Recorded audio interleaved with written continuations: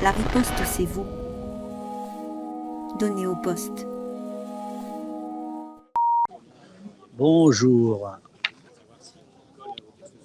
Bonjour, deuxième jour de live aux amphis, les universités d'été de LFI, pas LCI.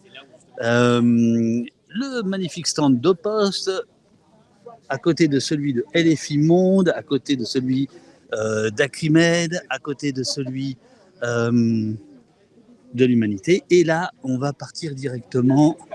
Alors, j'aimerais savoir, Uriel, si tu peux me dire pour le son, on va partir directement pour essayer de retrouver le débat avec Rokhaya Diallo et la députée LFI dont le nom m'échappe. Son prénom, c'est Nadège. Merde. Voilà. Alors, je vous précise que je n'ai pas d'autre moyen de communication que le chat quand on est en live. Puisque, en fait, le live se fait avec le téléphone de poste. Voilà, donc là, on s'approche de l'endroit de la grande salle où il y avait donc hier Père Jean-Luc, son drone, Salouma, et ses drôles de déclarations autour de Zelensky. Vous voyez, le village se reprend petit à petit. Alors, je sais plus où c'est par là-bas. Ouais, voilà, c'est par là-bas. Je vais essayer de trouver la salle. Donc, comme dans tout festival qui se respecte, il n'y a pas d'argent, il n'y a que des contre-marques. Alors, celles-ci sont en carton, ce qui veut dire qu'il n'y a pas de traquage. Et notamment, c'est Joe de Street Press qui m'avait expliqué ça. Puisque Joe, fondateur de Street Press, a été longtemps dans la restauration. Et il m'expliquait que les contre-marques numériques, en fait, permettent de contrôler ce que vendent les stands de bouffe, en fonction de... Et donc, parfois, il y a un pourcentage, etc. Bon, ici, il n'y a pas de ça. La contre-marque, c'est des cartons. Alors, attends. Où est-ce que c'est le débat? C'est par où le débat? Bonjour, messieurs. Oh, vous avez un magnifique bob orange. Oh la vache. Ah, je l'adore. Non. Voilà. Coucou.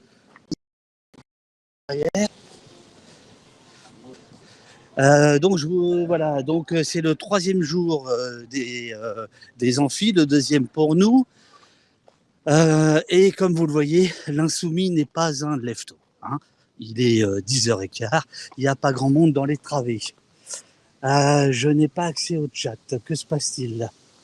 Je vais essayer de retrouver ça dans 2 secondes. Ça marche pas. Alors attendez, je vais essayer de rejoindre le débat avec Rokhaya Diallo.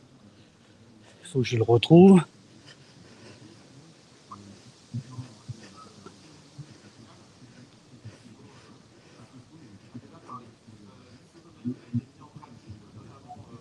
Non. Belé. C'est pas ça. Je cherche la tente. Ah, là, il y a du monde quand même.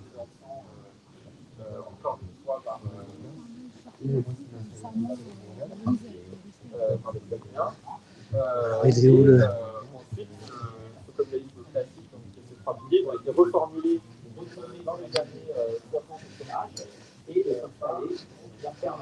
Je crois que c'est là-bas. On va essayer de s'approcher d'une enceinte. Bonjour à tous, bonjour les opostiennes, les opostiens. Vous êtes les bienvenus. Ouais, je crois qu'on est bon là.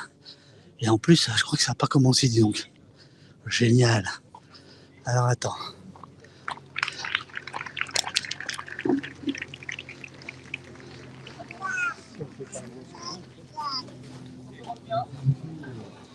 Bonjour. On est d'accord, ça n'a pas commencé? Que se passe-t-il? Ah, ça va pas tarder.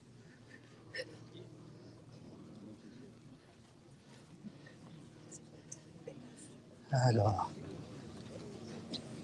hop, hop, hop.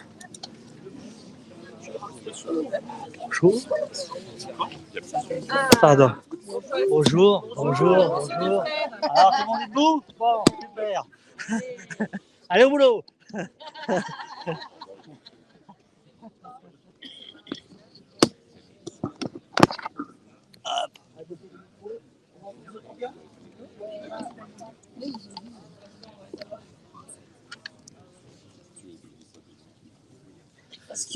Est-ce qu'on peut commencer? Oui.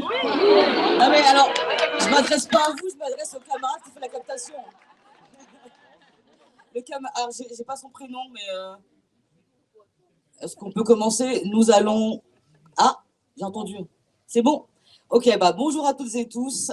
Merci d'être venus ce matin pour cet entretien avec Rokhaya Diallo. Ça fait très plaisir de te recevoir, d'autant que ta présence dans ce type d'événement est extrêmement rare. Tu pourras d'ailleurs nous expliquer un peu les raisons de cette rareté de ta parole dans ce genre de moment. Mais en tout cas, ta parole n'est pas rare dans les médias, elle n'est pas rare du point de vue de tes productions intellectuelles.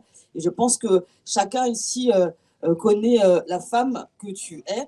Mais j'aimerais faire une petite présentation pour éventuellement ceux qui n'auraient pas tout en tête. Donc, Rokhaya, tu es journaliste, autrice de nombreux livres. Tu fais aussi des formations, des podcasts. Tu es aussi chercheur. Et tu écris dans des journaux très prestigieux outre-Atlantique, qui, à mon avis, suscitent quelques jalousies ici, parfois dans d'autres pays. Donc, tu es enseignante à Georgetown University, créatrice du podcast Kiffe ta race. Évidemment, le titre du podcast est évidemment très intéressant et il te ressemble, avec Grace Lee. Tu interviens régulièrement sur des plateaux télévisés où tu portes une parole antiraciste et féministe dans des contextes que l'on peut qualifier d'hostiles, voire très hostiles. Je pense que c'est un point commun avec nous autres ici. Tu as grandi en Seine-Saint-Denis dans un département où vivent de nombreuses populations issues de l'immigration et de la colonisation. Je pense que c'est important de toujours dire ça. Et donc, sans doute, ce contexte a beaucoup influé tes prises de position. Rokhaya Diallo, bonjour. Merci d'être là. Est-ce que cette présentation te convient? Est-ce que tu veux ajouter quelque chose? Merci beaucoup, Madame. Merci pour l'invitation. Merci à vous pour votre accueil et pour votre patience. Malheureusement, je suis arrivée avec un peu de retard à cause du train qui a été bloqué à un moment donné dans son trajet. Et je suis très heureuse d'être ici. Effectivement, je participe rarement à des universités d'été, mais c'est pas de ma volonté, c'est juste que je ne suis pas invitée en fait. Donc, voilà. Donc, moi, je réponds aux invitations, mais effectivement, j'ai quasiment jamais été invitée. Donc c'est pour cette raison que vous m'avez jamais eu dans une université d'été auparavant. Et la présentation me convient parfaitement. Merci beaucoup. Eh bien, merci Rokhaya. Donc en fait, l'actualité de Rokhaya Diallo, c'est la sortie du dictionnaire amoureux du féminisme. Mal nommer les choses, comme dirait Bernard Camus, c'est ajouter au malheur du monde. Et donc, bien sûr, à contrario, peut-être bien nommer les choses, c'est participer à faire avancer le monde. C'est peut-être ce qui a motivé ton ouvrage. On parle souvent du langage comme terrain de lutte. C'est évidemment extrêmement important pour nous ici qui portons une parole. Mais il y a évidemment les mouvements politiques, mais il y a évidemment la société civile, les intellectuels. Tu en fais partie. La bataille des idées, c'est aussi une bataille des mots. Alors, est-ce que tu peux nous dire comment t'es venue cette idée? Comment est-ce que la création, le processus de création de ce dictionnaire est arrivé? Parce que j'ai parlé de terrain de lutte, mais il y a le mot amoureux dans le titre. Donc, qu'est-ce que tu peux nous en dire et pourquoi c'est maintenant dans ton engagement, dans ton parcours? Alors, très bonne question, merci de mentionner effectivement cet ouvrage qui est sorti en mars dernier. Alors, je ne sais pas si parmi vous, il y a des personnes qui connaissent la collection des dictionnaires amoureux chez Plomb. C'est une collection assez ancienne qui existe depuis 25 ans, qui a donné l'occasion à un certain nombre de personnes de publier des dictionnaires amoureux sur de nombreux sujets différents. Des dictionnaires amoureux du vélo, des États-Unis, du Maroc, de Proust, de toutes sortes de sujets très très variés. Et Grégory Berthier-Saudret, qui a repris la collection des dictionnaires amoureux il y a quelques années, s'est rendu compte lorsqu'il est arrivé qu'aucun sujet féminin n'avait été traité en plus de 20 ans.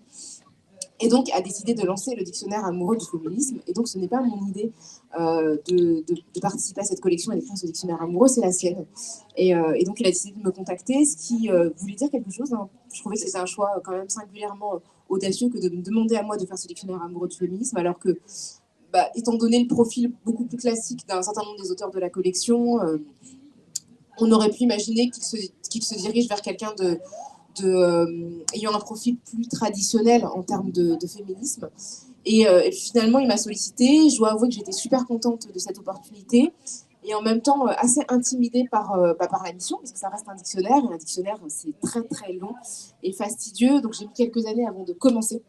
Et ce qui m'a finalement un petit peu désinhibée dans les réticences que je pouvais avoir, en tout cas pas des réticences au sens où je ne voulais pas, mais des réticences en termes de capacité. C'est-à-dire que je me disais, c'est très très long, comment je vais faire? Et ce qui a un peu abattu ces doutes, c'est justement ce mot de amoureux. Ce sont des dictionnaires amoureux, donc ce ne sont pas des dictionnaires au sens premier du terme, dans le sens où on est obligé de proposer une définition exhaustive, parfaitement exacte. On propose une définition déjà personnelle de mots que l'on choisit sur un thème avec lequel on a une relation affective. Et donc le féminisme, c'était ça. Et moi, j'ai choisi de proposer mon féminisme dans mes termes. Alors après, formellement, c'est un dictionnaire, hein, ça commence par un chiffre, mais bon, voilà, ça va de A à Y pour moi, puisque je n'ai pas de mots en Z. Mais effectivement, c'est 600 pages et c'est voilà, plein de mots du féminisme. Et j'y mélange aussi bien de la théorie féministe avec des notions voilà, sur le genre, l'intersectionnalité, des notions qui sont soit disputées, soit peu connues. En tout cas, j'approche cette définition, j'apporte cette définition-là. Ou je parle aussi de personnes qui ont compté dans l'histoire du féminisme, qui comptent aujourd'hui aussi à mes yeux, des personnes réelles, des personnes fictives, donc qui sont issues de la fiction, qui sont issues de ce qui m'importe en termes de fiction, donc de séries, de mangas, de bandes dessinées, de comics. C'est très très varié, c'est très vaste, et c'est un peu mon panthéon personnel du féminisme, mais avec voilà, une circulation qui correspond aussi à mon parcours et à mon vécu, donc un féminisme qui est populaire, qui est né voilà, de la fille de parents immigrés. Et donc, c'est un féminisme qui vient de là, qui vient des quartiers populaires. Donc, tu as mentionné le fait que j'ai passé mon adolescence à la Courneuve. J'ai grandi dans le 19e arrondissement de Paris. Donc, voilà, c'est aussi dans ces environnements-là que mon féminisme s'est formé, s'est forgé. Et c'est ce qu'on retrouve dans le dictionnaire amoureux. Donc, en fait, en réalité, ton éditeur a senti que l'ère du temps, qui va être durable, hein, ça ne va pas être une petite mode, que les temps avaient changé et que du coup, tu étais tout à fait légitime et qualifié en réalité pour ce dictionnaire.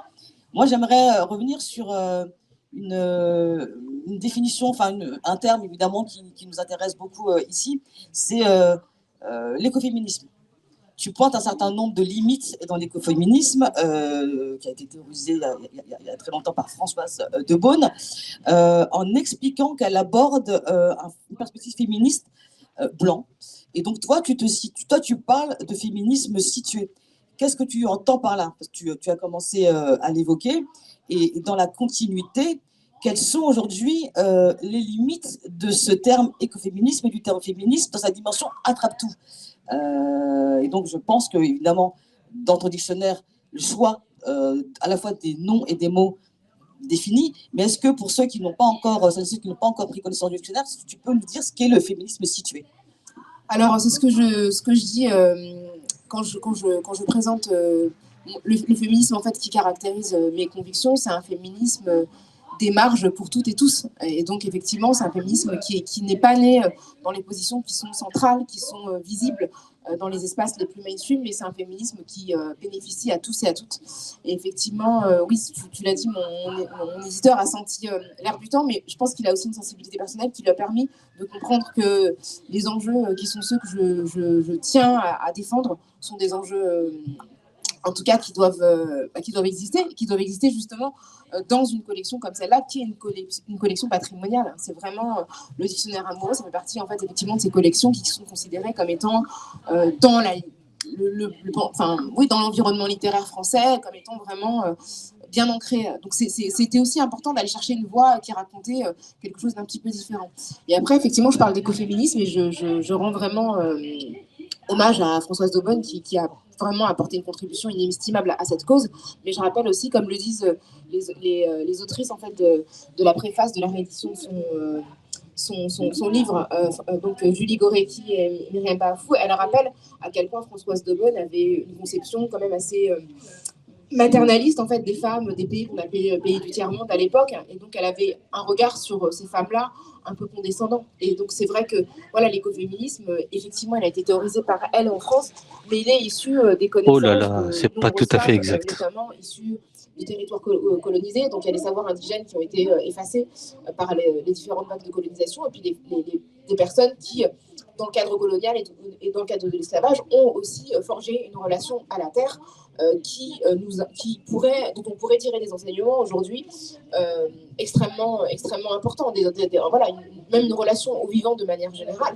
Et puis après, c'est aussi important de rappeler que la manière, et ça j'en parle dans l'entrée animale et dans l'entrée viande, la manière en fait... Je vais tenter un truc avec le micro. Urial, si tu peux me dire si c'est bon. C'est une logique en fait qui affecte de manière identique tout le vivant, c'est-à-dire l'environnement, enfin ce qu'on considère comme l'environnement, comme si on n'en faisait pas partie, mais bon voilà, ce qui nous environne, dont nous faisons partie, les humains qui sont minorés pour des raisons de genre, pour des raisons raciales, pour des raisons économiques, mais aussi les enfants, évidemment, les animaux, enfin voilà, les animaux non humains. Donc tout ça, en fait, c'est une logique qui est très, très, très articulée et qui fait sens, en fait. C'est-à-dire que la logique coloniale, c'est une logique de destruction de l'ensemble du vivant qui affecte, en fait, toutes les populations minorées. Et donc, la réflexion féministe, elle doit faire l'économie d'une réflexion sur la manière, en fait, dont ce patriarcat, cet hétéropatriarcat capitaliste, en fait, essaye de conquérir tout ce qui est considéré comme un territoire à son bénéfice pour produire, en fait, du profit, pour produire ce qui est considéré comme de la richesse, alors que la richesse existe en elle-même. Et donc, oui, je pense que ce féminisme un petit peu circulaire auquel je voulais rendre hommage est vraiment le positionner depuis la pensée voilà, de penseuses africaines, asiatiques, américaines, mais au sens du continent américain, qui ont vraiment forgé intellectuellement ce féminisme-là de manière extrêmement claire et extrêmement puissante. Alors donc, du coup, tu as parlé de cet hétéropatriarcat voilà, qui travaille en réalité pour le capitalisme qui détruit tout le monde. Et dans ce cadre-là, il y a évidemment une bataille des mots. Il y a une bataille des mots parce qu'on voit aujourd'hui dans le débat public des mots où la négation d'utilisation de certains mots est utilisée pour maintenir des dominations, pour rabaisser et finalement pour décourager. Alors, évidemment, il y a des mots que tu définis dans ton livre qui sont des mots qui percent, on va dire, dans le débat public, et d'autres qui ne percent pas. Par exemple, le wokisme a percé. Le wokisme, bon, on va revenir, j'imagine, mais par exemple, c'est très difficile de parler de racisme systémique. En même temps, on nous parle de racisme anti-blanc, alors que l'acceptation du terme de racisme systémique fera en sorte qu'on ne parle pas de racisme anti-blanc. Donc en fait, comment tu vois cette manière pour les locuteurs, on va dire, autorisés, de définir, voilà, de décider quels sont les mots qui doivent compter ou pas dans le débat public, sachant en plus qu'il y a quand même une régression intellectuelle alors que la circulation des idées aujourd'hui, à l'ère du numérique, est extraordinaire, que des références littéraires sont très nombreuses, on les retrouve dans ton dictionnaire. Comment tu expliques pourquoi des mots perses, qui les décident et comment lutter contre cette appropriation du droit à utiliser tel ou tel mot dans le débat public? Alors, le wokisme, pour prendre cet exemple, c'est effectivement l'illustration de la manière dont l'extrême droite américaine, en fait, exporte ses idées de manière extrêmement efficace. Ce qui est intéressant, c'est que souvent, lorsqu'on parle de questions raciales, on dit aux personnes antiracistes qu'elles importent une grille de lecture états-unienne. La réalité, c'est que ce sont surtout les extrêmes droites, en fait, qui importent une grille de lecture états-unienne et des éléments de langage qui viennent des États-Unis. Le wokisme, en fait, quand le mot a commencé à vraiment présenter des occurrences importantes dans la presse au début de l'année 2021, la plupart des Français, je crois, les 3/4 des Français, n'avaient pas la moindre idée de ce que ce mot signifiait. Et pourtant, il est entré dans le dictionnaire il y a 2 ans, je pense, donc très très peu de temps après une existence dans la pratique courante du public nulle, quasi nulle. Et c'est intéressant de voir aussi qu'il a fait son entrée en France dans une acception directement négative. Là où aux États-Unis, il est issu vraiment des communautés afro-américaines, des communautés artistiques, dans les années 30 notamment, où un chanteur en fait l'a utilisé pour parler d'un éveil par rapport aux discriminations, par rapport aux injustices, donc un mot qui était positif et qu'il a circulé un peu dans les années 60 dans les mouvements contre la ségrégation. Il a vraiment été réhabilité à nouveau dans les années 2010 avec l'émergence du mouvement Black Lives Matter, où le mot, enfin l'injonction stay woke, donc rester éveillé, circulait beaucoup dans les milieux militants. Il y a même une série documentaire qui a été produite par Jesse Williams, l'acteur de Grey's Anatomy, c'est pour les personnes qui suivent la série. C'est le docteur Avery C. Voilà, si jamais vous suivez vraiment attentivement la série. A produit une série documentaire qui s'appelait Stay Woke et qui racontait l'histoire du mouvement Black Lives Matter. Et c'était en 2016, je pense. Et c'est fou de voir en fait comme ce terme a été d'abord utilisé pour moquer ce qu'on appelait les woke aux États-Unis, donc de manière un petit peu péjorative, un petit peu moqueuse. Et puis tout à coup, c'est devenu un qualificatif négatif. Et en France, c'est directement le sens négatif qui est entré, en fait, qui a traversé nos frontières. Et en fait, ce terme-là, en fait, c'est une honte. C'est-à-dire que le nombre de livres en France qui ont comme titre woke ou wokisme et qui sont écrits par des anti-woke, c'est incroyable. C'est-à-dire que c'est un créneau commercial absolument formidable pour toutes les personnes qui vont s'en prendre justement aux antiracistes, aux féministes, aux personnes qui sont écolos, etc., etc. Donc c'est fou en fait de voir à quel point ce terme-là n'est absolument pas, dire que autant aux États-Unis il existait dans les cercles militants, autant en France les gens ne se revendiquaient pas du wokisme. Enfin, je veux dire, je connais personne qui l'ait fait dans un contexte français. Et pourtant, les personnes qui sont hostiles à ce qu'ils appellent le wokisme, au woke, ne cessent de produire des livres sur le danger woke, le totalitarisme woke, c'est-à-dire qu'il y a un sens de la mesure quand même qui est clairement pas là, qui les a abandonnés de manière assez certaine. Et en fait, pour eux, c'est vraiment un créneau commercial. Et parallèlement, la manière dont en France on nie le racisme systémique, l'histoire est très très peu racontée. Les films qui racontent cette histoire-là sont ignorés. Je pense par exemple l'année dernière au film de Simon Moutaïrou, Ni chaîne ni maître. Si vous ne l'avez pas vu, je vous le recommande. C'est un excellent film qui raconte des histoires de marronnage de personnes qui avaient été victimes de l'esclavage dans ce qui s'appelait à l'époque l'Île-de-France, qui est devenu l'île Maurice par la suite, qui était une propriété du Royaume de France. Il raconte en fait des personnes victimes de l'esclavage qui marronnent, en fait, qui s'enfuient. Et c'est un excellent film, un très très beau film en plus, vraiment sur le plan cinématographique, qui n'a eu quasiment aucune médiatisation, alors qu'il avait pris soin de choisir parmi les acteurs blancs du film Camille Cotin et pardon, je suis fatiguée, Benoît Magimel, voilà. Voilà, des pointures. Zéro médiatisation. Il a fait c'est à vous, c'est tout. Et donc, il a été complètement ignoré des médias parce que je pense qu'il y a sur ce sujet une gêne. Il n'a pas été nommé, me semble-t-il, non plus au César. Une gêne, un déni, et malgré ses qualités artistiques et cinématographiques, cette histoire, en fait, qu'on raconte pas un peu. Moi, j'avais jamais vu auparavant de récits qui racontaient l'esclavage français dans l'océan Indien. Enfin, c'est vraiment une histoire qui est très très peu connue. Et donc, sur le plan du fond historique et sur le plan vraiment de ce que le film raconte et de l'interprétation des acteurs qui sont absolument formidables.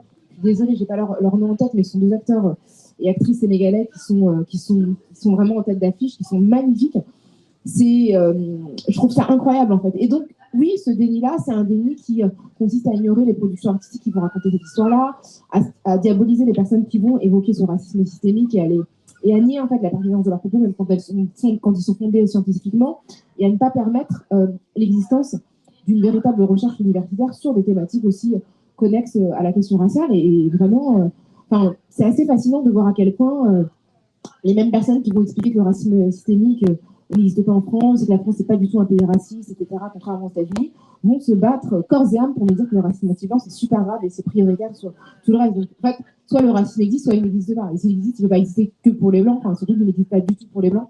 Donc, à un moment donné, il y a une espèce de manque de cohérence qui est comme ça, qui est évidente, mais qui ne leur pose aucun problème. La même personne va pouvoir dire, alors que des preuves existent de manière vraiment protéiforme, que le racisme qui vise les personnes non blanches n'existe pas, mais en même temps vous dire que c'est très très grave le racisme anti-blanc, qu'il faut vraiment agir contre ça. Mais à quoi tu l'attribues tout ça? Est-ce que c'est le manque de circulation parce qu'en fait, y compris en France, on a des chercheurs, des sociologues sur ces sujets-là, Évidemment, on ne va pas comparer par rapport aux États-Unis, parce que le paradoxe des États-Unis, c'est qu'effectivement, actuellement, c'est Trumpiste, mais en tout cas, il y a des moyens pour la recherche. Déjà, la question des moyens pour la recherche est importante. Et évidemment, il y a l'histoire française. Donc, moi, j'ai l'impression que dans ton dictionnaire, il y a quand même une stratégie assez intéressante du point de vue de l'efficacité du message. C'est que tu donnes aussi des références issues de la culture pop, des références qui viennent, comme tu l'as dit tout à l'heure, des marges. Et donc, quel rôle les marges, les écrivains, les sociologues, les artistes qui ne sont pas dans le mainstream peuvent avoir comme impact dans la construction d'un imaginaire féministe et antiraciste. Et donc, comme on est à l'université d'été d'un mouvement politique, comment est-ce que nous, en tant que mouvement politique, on peut aussi mobiliser cette culture populaire, ces marges qui sont pas dans le mainstream, mais qui en réalité, dans toute une génération, toute une partie de la jeunesse, circulent quand même. Comment est-ce qu'on peut populariser ça intelligemment sans être trop nul, quoi? Merci de rappeler la manière dont j'ai essayé d'investir ces questions-là. C'est vrai que je fais référence à énormément de séries. J'ai évoqué tout à l'heure Grey's Anatomy. Je fais un portrait de Shonda Rhimes, qui est la créatrice, la showrunneuse de cette série, qui a vraiment changé, transformé un petit peu le visage des séries américaines durant la décennie 2000-2010.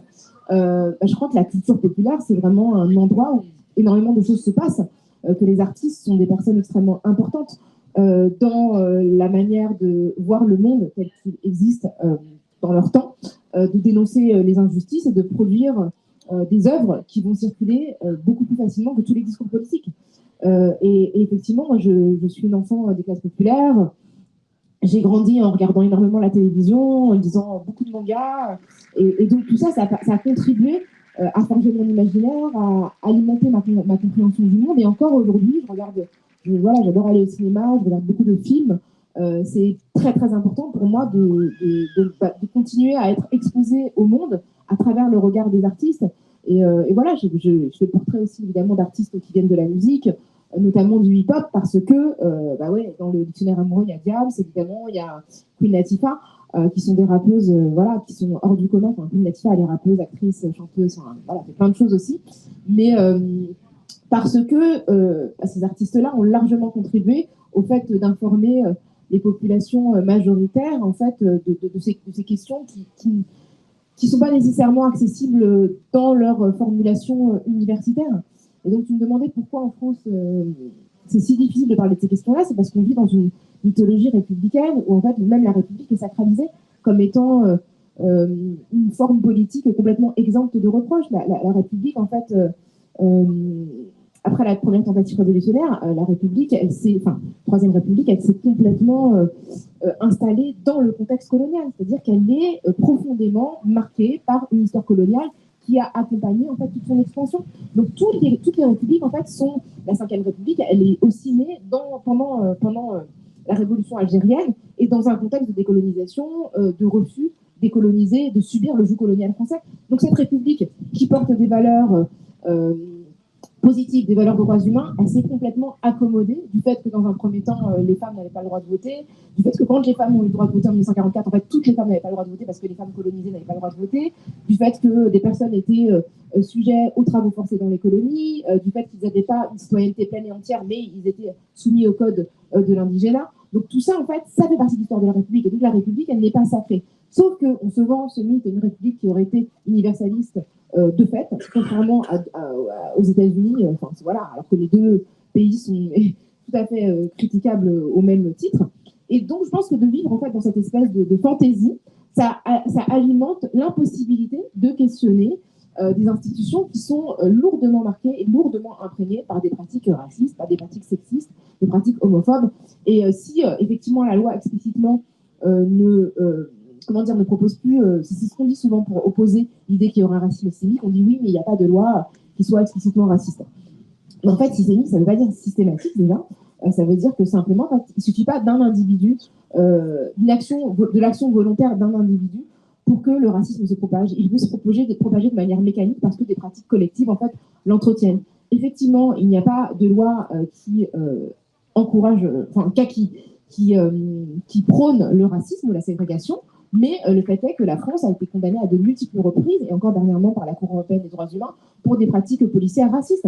Et quand un pays est condamné par sa propre Cour de cassation parce que les policiers pratiquent des contrôles faciès et qu'il ne se passe rien, ça veut dire que ce pays est d'accord, en fait. C'est-à-dire qu'à un moment donné, la France a été condamnée, je ne sais combien de fois, par la Cour d'appel de Paris, par la Cour de cassation, par la Cour européenne des droits humains depuis 1999, de multiples fois pour des pratiques de violence policière et parfois dans des cas de torture, de meurtre, etc., etc. Et il ne s'est rien passé. C'est-à-dire qu'aucune disposition n'a été prise contre ça. Donc ça veut dire que le pays n'est pas en désaccord avec ces pratiques puisqu'elles sont reconnues par ses propres instances. Donc c'est ça le racisme systémique, en fait, c'est que notre propre cour, la plus haute instance judiciaire dit que ces pratiques existent, et en fait, les institutions qui sont chargées de la protection des citoyens et des citoyennes ne font rien. C'est-à-dire qu'il y a une inaction, et puis non seulement il y a une inaction, mais en plus, l'annuel ne circule pas tellement. C'est-à-dire que, bon, bah oui, les condamnations existent, mais ce ne sont pas des informations qui sont si... qui circulent... Ça ne fait pas l'actu. Non, ça ne fait pas l'actualité, ça ne fait pas débat. Je sais pas, je repense il y a quelques années, en 2021, la Cour d'appel de Paris a condamné la France pour faute lourde parce que des ados en fait, de 13 ans avaient été contrôlés de manière très brutale à la gare du Nord par des policiers.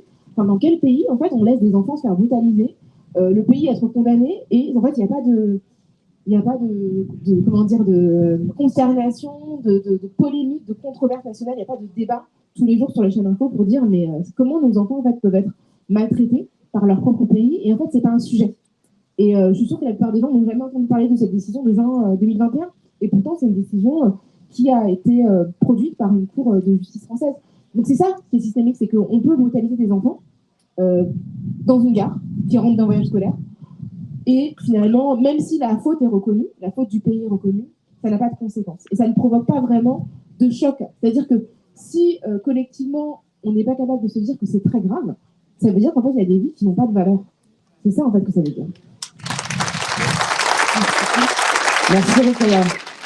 Et ce que tu dis tombe à point parce qu'on est actuellement dans un contexte où des préfets de la République, le préfet du Val d'Oise, le préfet de la Seine-Saint-Denis, le préfet de police de Paris, sont actuellement en train de faire la chasse aux propos de nos collègues députés Ali Diawara et puis Aurélien Taché, parce qu'ils ont rappelé un certain nombre de réalités concernant les violences policières et concernant le fait que les violences policières s'abattent davantage sur les personnes racisées dans ce pays. Et donc, on a là, le préfet, c'est vraiment l'incarnation même des services de l'État. C'est l'État dans les départements. Eh bien, l'État, à travers ces hommes, ces agents qui sont normalement au service du peuple, eh bien, voilà, contribue à nier ces sujets-là et à confirmer finalement que les institutions continuent à perpétrer à la fois les violences policières et le racisme systémique qui s'abat sur les personnes qui subissent les violences des policiers.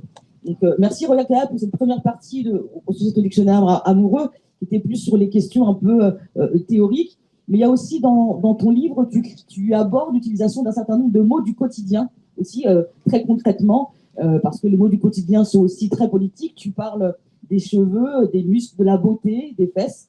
Donc en fait, évidemment là, on parle plutôt des femmes. Tu parles de ça aussi à travers ton histoire personnelle. On voit aussi que même toi, en tant que femme, ton regard sur ces mots a évolué.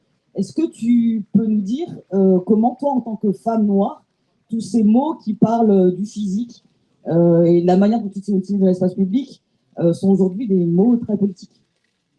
Merci pour cette question. Pour parler par exemple de la question des cheveux, c'est assez marrant parce que les toutes premières fois où je suis apparue dans l'espace public, donc il y a une quinzaine d'années maintenant, un peu plus, j'ai reçu des messages très très positifs et très enthousiastes de personnes. Je me souviens d'une personne en particulier qui m'a envoyé un message en disant « C'est la première fois que je vois une femme noire foncée avec des cheveux naturels parler d'un sujet sérieux dans une émission et avec un nom africain, il a ajouté. » Et je me suis fait la réflexion, je me suis dit « Mais c'est vrai que c'est fou en fait que ce soit la première fois, c'était en 2009. » Donc c'était pas c'était pas si longtemps que ça. Et je me suis dit, c'est dingue parce que je me suis présentée telle que j'étais dans un programme de télévision. Je suis venue faire mon boulot tout simplement.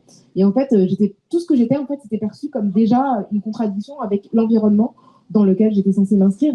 Et effectivement, quand on est une femme noire à la peau foncée, quand on porte des tresses, quand on porte des cheveux naturels, déjà s'inscrire dans l'espace public, c'est déjà une subversion parce qu'on n'est pas censé être visible. Et quand on l'est, on n'est pas censé l'être d'une certaine manière. C'est-à-dire on doit l'être avec un certain type d'apparence, une manière de se présenter qui accommode en fait les personnes qui peuvent être indisposées par notre présence. Et donc en ça, effectivement, c'est extrêmement politique. Moi, je m'en suis rendu compte qu'en fait, sans rien faire, en faisant rien, c'est-à-dire qu'en ne transformant pas mes cheveux, je faisais quelque chose. Et c'est paradoxal finalement de considérer que la norme, c'est la transformation et que en fait, la non-transformation, c'est une déclaration politique. Donc oui, les cheveux, ça a été un sujet important. Donc j'ai fait un livre qui s'appelait Afro il y a quelques années aux éditions Les Arènes, donc il y a 10 ans d'ailleurs exactement, qui était une série de portraits réalisés par une photographe qui s'appelait Brigitte Sombier, qui est devenue une exposition d'ailleurs qui reverra le jour pour ses 10 ans l'année prochaine à Paris. Et effectivement, cette question-là, oui, enfin, moi, quand je suis. Tu as évoqué les débats auxquels vous pouvez participer, donc effectivement, c'est vrai que ce qui circule sur les réseaux sociaux, c'est souvent les débats les plus houleux. La plupart du temps, c'est relativement calme, parce que je fais ça toutes les semaines, donc généralement, parfois, c'est pas même pas. Enfin, on est sur des sujets qui m'intéressent plus ou moins, mais voilà. Mais ils sont pas encore habitués à toi, là, depuis le temps? Mais en fait, ils sont habitués à moi, mais je pense qu'il y a quelque chose d'irrationnel quand certains sujets sont évoqués. C'est-à-dire qu'on va passer des débats, on va parler du budget, de sujets relativement consensuels au sens où ce sont des sujets qui sont abordés couramment, et là, rien ne va se produire. Et en fait, dès qu'on va attaquer des sujets sur lesquels il est inhabituel d'entendre dans ces espaces-là, parce que ce que je pense que c'est pas du tout inhabituel, mais en tout cas dans ces espaces-là, d'entendre une parole comme la mienne, ça va crisper. Donc tout à coup, on va parler des frères musulmans, et je vais dire quelque chose qui sont les frères, enfin, je veux dire, tous les musulmans de ce pays qui font quelque chose de public ont été accusés d'appartenir aux frères musulmans. Moi compris, j'aimerais bien savoir qui sont ces frères musulmans parce que je les ai jamais vus. Et où sont-ils? Enfin, s'ils me financent, j'aimerais bien recevoir mon chèque parce que vraiment, je ne suis pas au courant.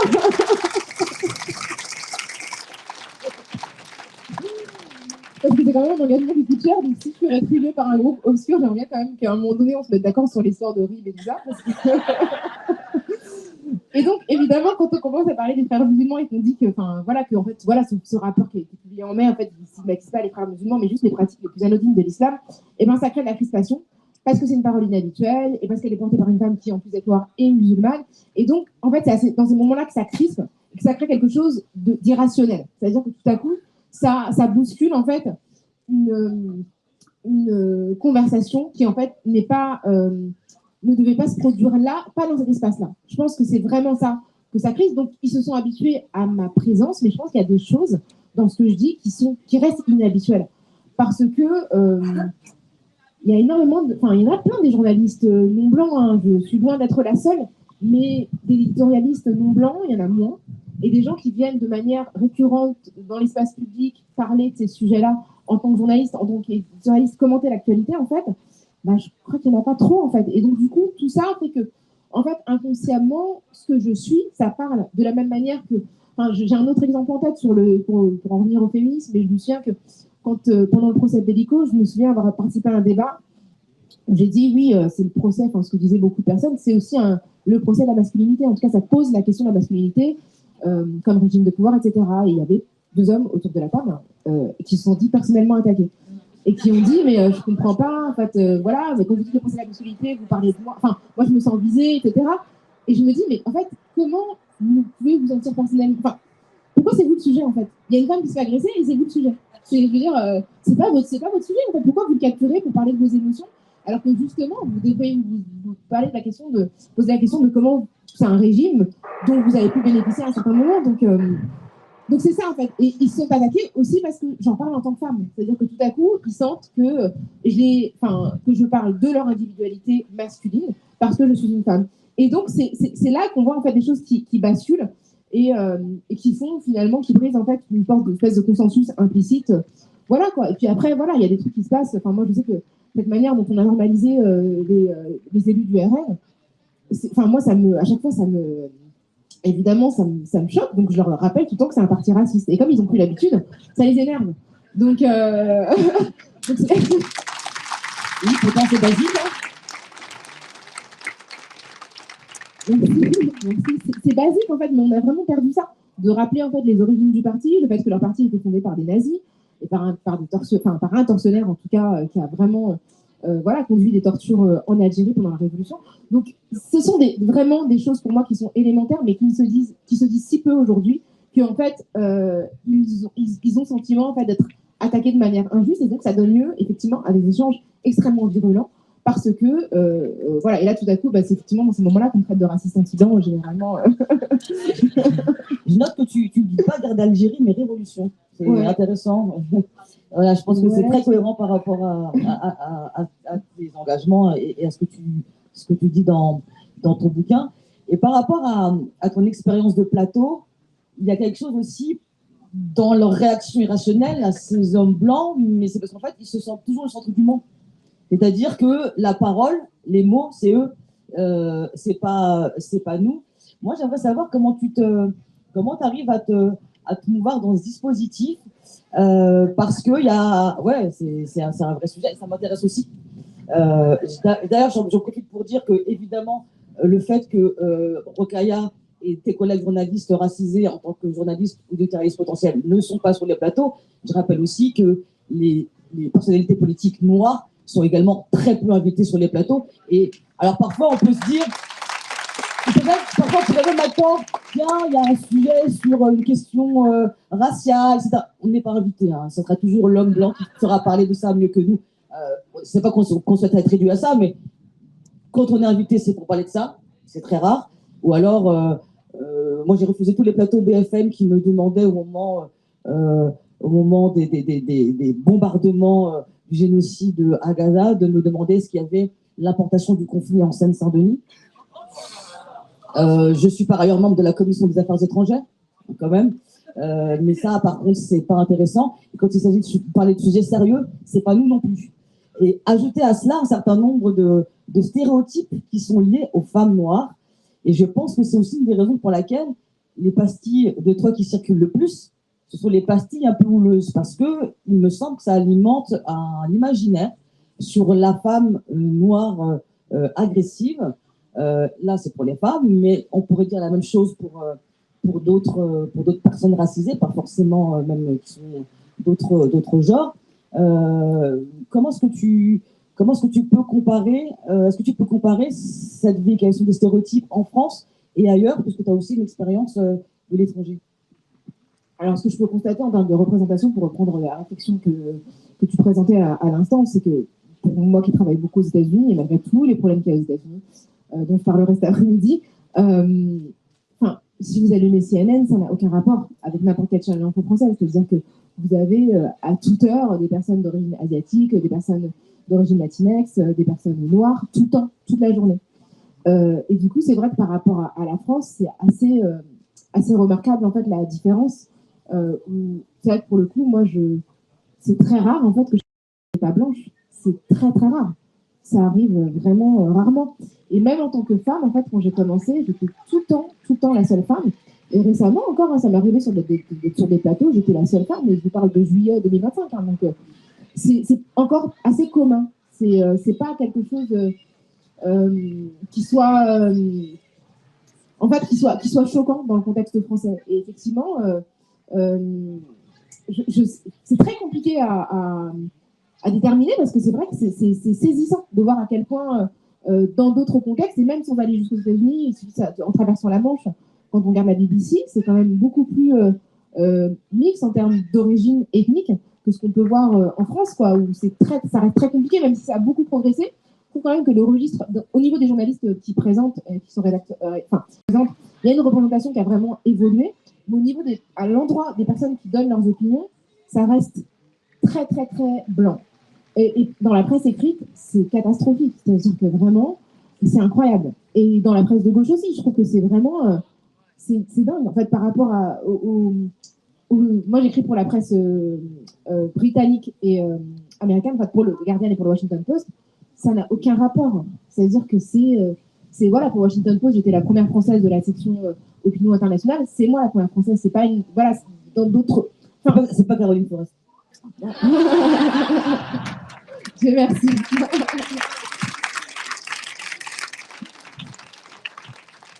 Et en même temps, j'écris pas pour un journal français.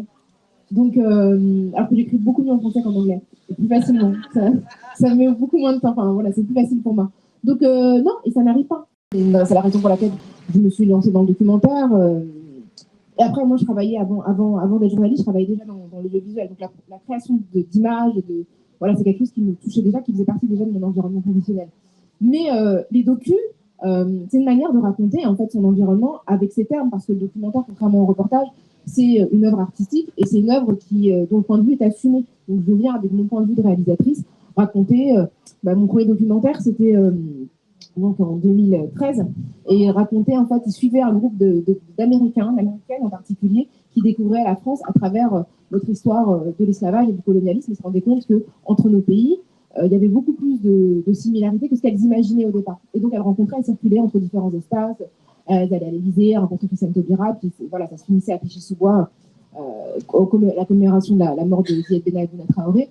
Et donc voilà, moi c'est quelque chose que je voulais raconter, mais qui n'existait pas. Donc j'ai organisé cette rencontre, j'ai suivi ces jeunes et ces échanges, parce que en fait, ça part de moi. En fait, moi, je pars toujours de moi. Un des derniers documentaires que j'ai réalisé il y a quelques années, qui s'appelait La Parisienne démystifiée, qui raconte en fait ce mythe de la Parisienne avec tout l'imaginaire qui est produit autour de la femme parisienne, qui sert à vendre la France comme terre de tourisme, etc.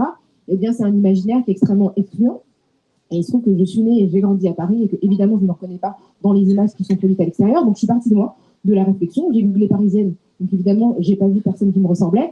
Et à partir de là, en fait, je déroule mon fil et j'interviewe d'autres parisiennes qui ne correspondent pas justement à cette norme telle qu'elle est produite et telle qu'elle est internationalisée pour, encore une fois, commercialiser la France comme un pays touristique qui donne accès à ces femmes, puisqu'on est vraiment, évidemment, dans une dimension très, très patriarcale. Donc oui, après, faire des documentaires, c'est pas simple. Moi, les embûches que je rencontre essentiellement, ce sont vraiment des embûches financières. C'est-à-dire que la plupart de mes documentaires, je les fais pour des chaînes qui sont les petites chaînes, en fait. Donc ça veut dire que pour un documentaire qui va être produit sur une chaîne, une grande chaîne, enfin je sais pas, France 2, Arte, etc., moi j'ai souvent des budgets qui sont 5 à 10 fois moins élevés. Donc c'est très compliqué, en fait, c'est très très compliqué, surtout que ça m'est arrivé quand même plusieurs fois de tourner à l'étranger.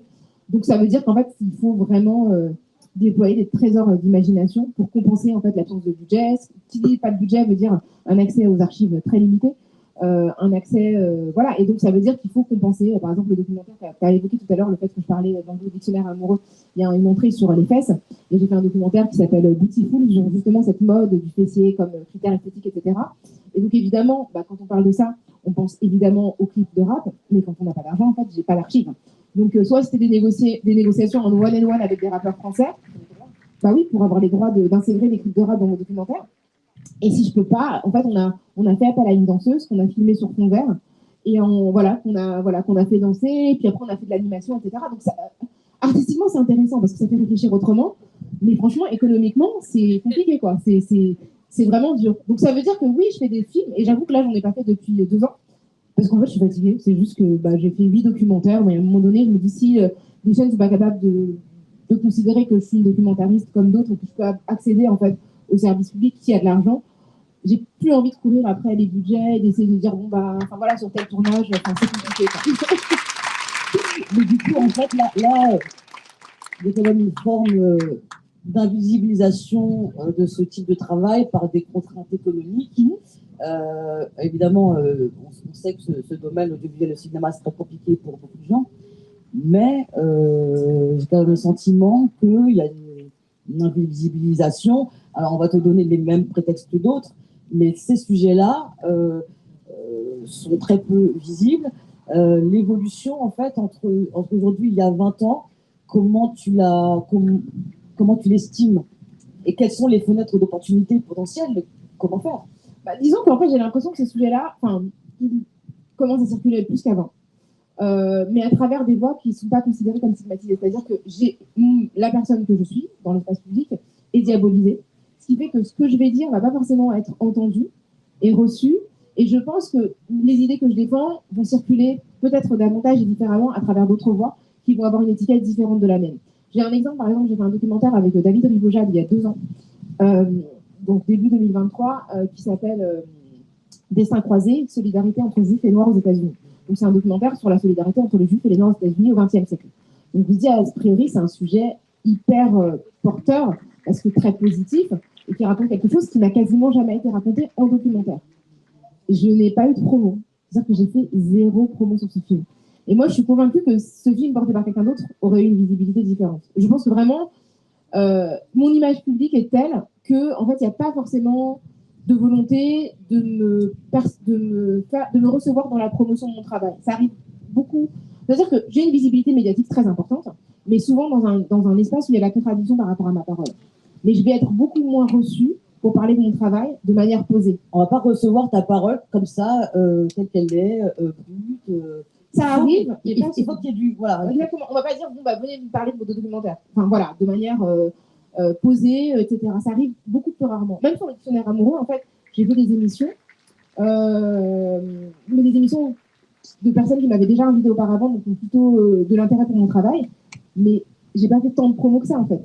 C'est-à-dire que... Alors, j'ai une question un peu... Je suis désolée, hein, c'est un peu...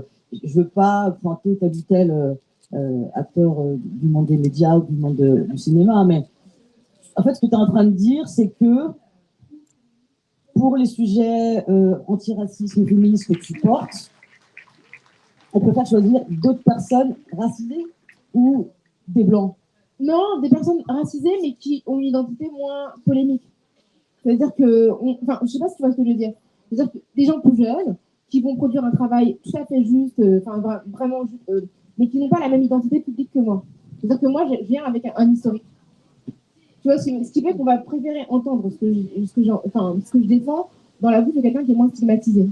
Et ça va être plus calme, en fait. Juste parce que cette personne va être même stigmatisée, ça sort de tout. Oui, probablement. Mais je pense qu'il y a un peu de... C'est-à-dire qu'en fait, oui, je crois. Hein, honnêtement, je me l'explique pas autrement. Et après, je vais pas donner de nom parce que j'ai pas envie de, tu vois, justement, de mettre... Non, les gens, ils ont les noms. Non. Non, mais par rapport aux gens qui vont justement circuler plus posément par rapport à leur travail, par rapport à leur bouquin, en fait, j'ai beaucoup moins d'opportunités de défendre mon travail. J'ai beaucoup d'opportunités de m'exprimer, mais pas vraiment de parler de mon travail. C'est-à-dire parler de mes films, parler de mes livres. C'est mon 11e livre, le dictionnaire amoureux du féminisme. Donc, à un moment donné, je n'ai pas beaucoup promu mes livres, de manière générale. C'est arrivé très peu. Donc, c'est ça que je veux dire. Ou promouvoir mon podcast avec Gracie, etc. Ça n'arrive pas très souvent, en fait. C'est comme si on voulait te dénier un peu d'avoir du fond, du contenu, et peut-être te réduire à un personnage médiatique. Alors qu'en réalité, je suis désolée, mais je crois qu'il n'y a pas beaucoup de personnalités médiatiques, en tout cas dans le débat public, qui ont ta je vais pluralité. Te donner un exemple. Tu vois, je pense à une journaliste qui est conservatrice. Je ne sais plus comment elle s'appelle, pardon, mais c'est pas le plus important. Donc, elle a écrit un livre pour réhabiliter un peu le fait d'être à droite. Donc, voilà, elle a vécu longtemps au Royaume-Uni, etc. Quand elle vient dans une émission, elle est présentée d'une manière où on dit vous apportez quelque chose de nouveau dans le débat public, etc.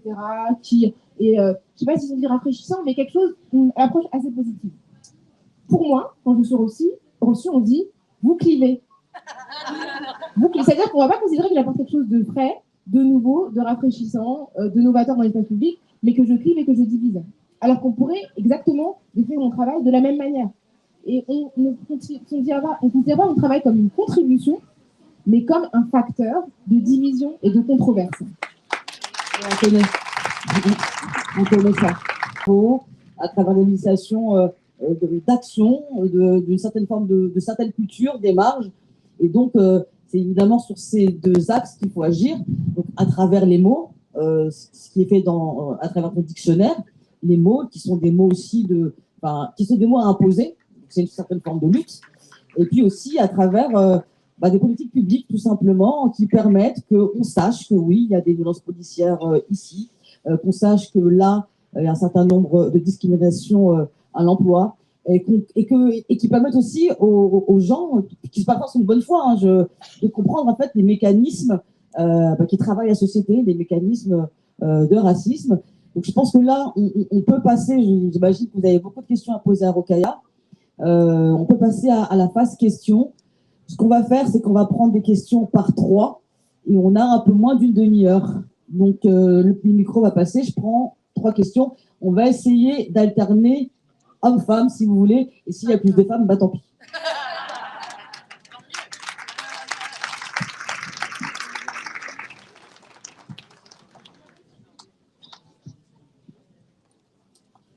Bonjour Madame la Présidente et bonjour Madame Diallo. Une question, quel est le mot pour vous qui fait l'actualité cet été et pourquoi?